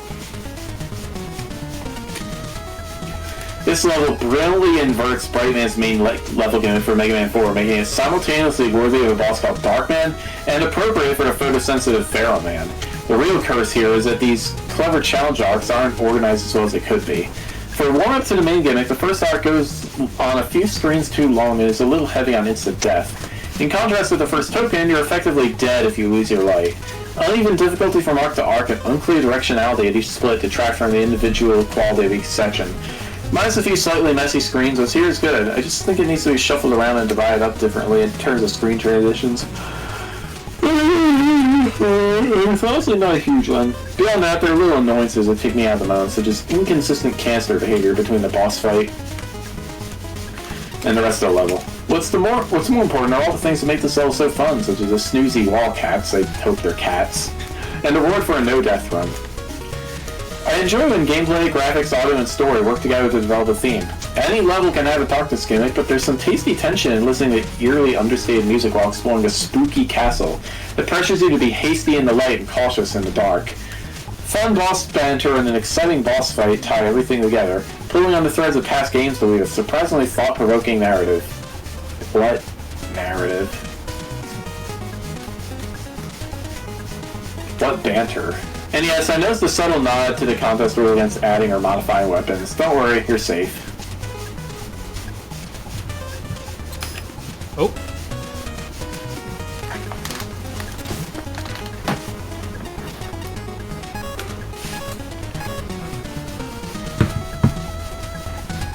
Oh, right. Initially experienced by proxy, let it be known that I was rooting for his save as I watched Loyana play it. That the final 2 tokens destroyed my goodwill, any goodwill that I had after the gauntlet that was needed to overcome to obtain them. When I finally got well enough to play these for myself, I felt dread since I'd have to experience them myself. Thematically, the light gimmick is a really cool idea, and I really like how integrated everything about Pharaoh Man is in the level. Pharaoh Shot being used as a gimmick is wonderfully unique, however, I feel there's a fundamental flaw with how the light works in the level and how it handles failure. Running out of time means you are stuck in complete darkness with no way to recover. In almost all instances, this results in death. Mainline games, barring a particularly stupid segment in Shade Man, offer a way to reset the light in the room or use platforms that are visible in some way. I do not know how you could fix your version of the gimmick to a way that felt satisfying to play. And this is a fundamental flaw of the level. Sometimes there is no fix. This is a gimmick that effectively forces constant movement, but you add in a couple of places in the level where precognition is required to not die. In the last section of the level, there's an eye below 4 dropping platforms that guarantees to kill you if you do not stop. There's also a light canister later on that can be destroyed by the exploding barrel, which can pop up as you are trying to shoot the canister. It seemed like an oversight, but combined with the first problem, felt very frustrating. I liked the use of the nitro canisters and felt that those sections worked well. It felt like a much fairer mechanic than the light canisters, especially as they could be reset. The boss cutscene was pretty atrocious. My head hit the desk and Loyana's face sank during a proxy play. What cutscene? What? There wasn't a cutscene! Was it? And I zoned out when I don't know, yeah. Stop, why? Thankfully, the boss fight itself was fun and original, using attacks I'd honestly never seen before. Heck, the whole level was a really good reinterpretation of the dev kit asset, and I was really impressed by that. Seeing those tokens happen really is amazing how much goodwill they cost. Yeah. There's a bunch of massive books here that seem to be detailing excessive, overcomplicated lore. Going on and on about what happened in X universe filled with useless trivia and endless twists and turns. Who would ever inject stuff like this into a work of fiction? Scrooge. Bah. You ever realize just how many books there are in this place based off my Christmas escapades?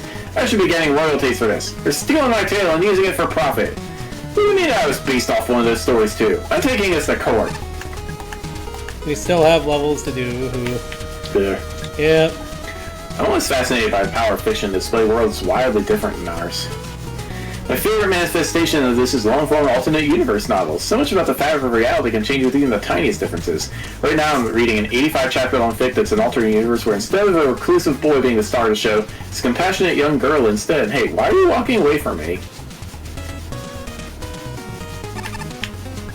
It is you.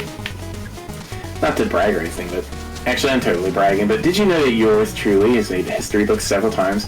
All those times of which have been documented in this very library. Can you say the same? Bet you can't. Follows.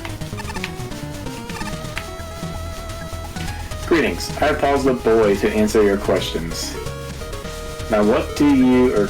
Oh, no, that's not right. That'd be good enough to man the information boot. Guess I noticed I'm Bastion's biggest fan. I can't wait to meet him. Information. I wonder what he looks like.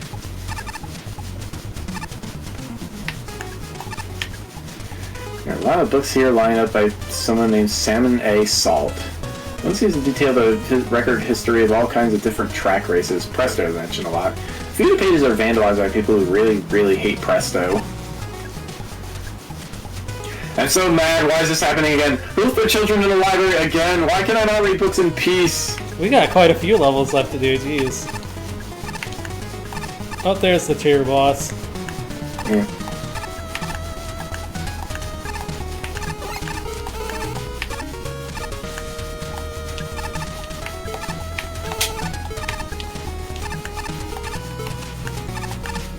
Alright, let's go get our costumes fixed up, I guess. I mean, it's midnight, but Yeah, okay. let's get the costumes fixed up first, and then.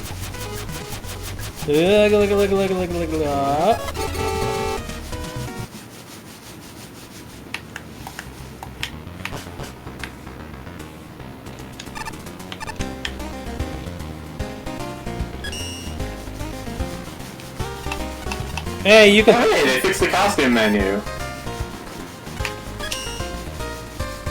Did you had one equipped that wasn't even there to buy? That's a funny bug to find. Alright, well I guess that's it for now. That's midnight there. Yeah. Alright, well. I'll be back on Monday at least. I don't know if I'll play more of this tonight or not. Why can't I control anything? Hello? Thank you. If I do, I'll pop back on to play through my solo thing to try to catch up. But if not, I'll do my own stuff. But hey, that'll be it. Let me let the dogs back in. We can at least see them when we end off. Woo! Weird. Like, we're getting into better design levels, but there's still a lot of annoyance in some of them. Jeez. Yeah. Especially with the multiplayer. Just, I mean, Mega Man's not exactly designed for multiplayer.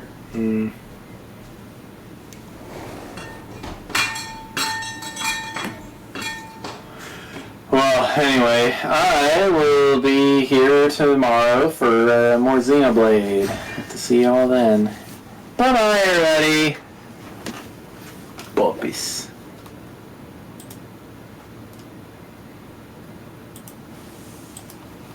Do, do,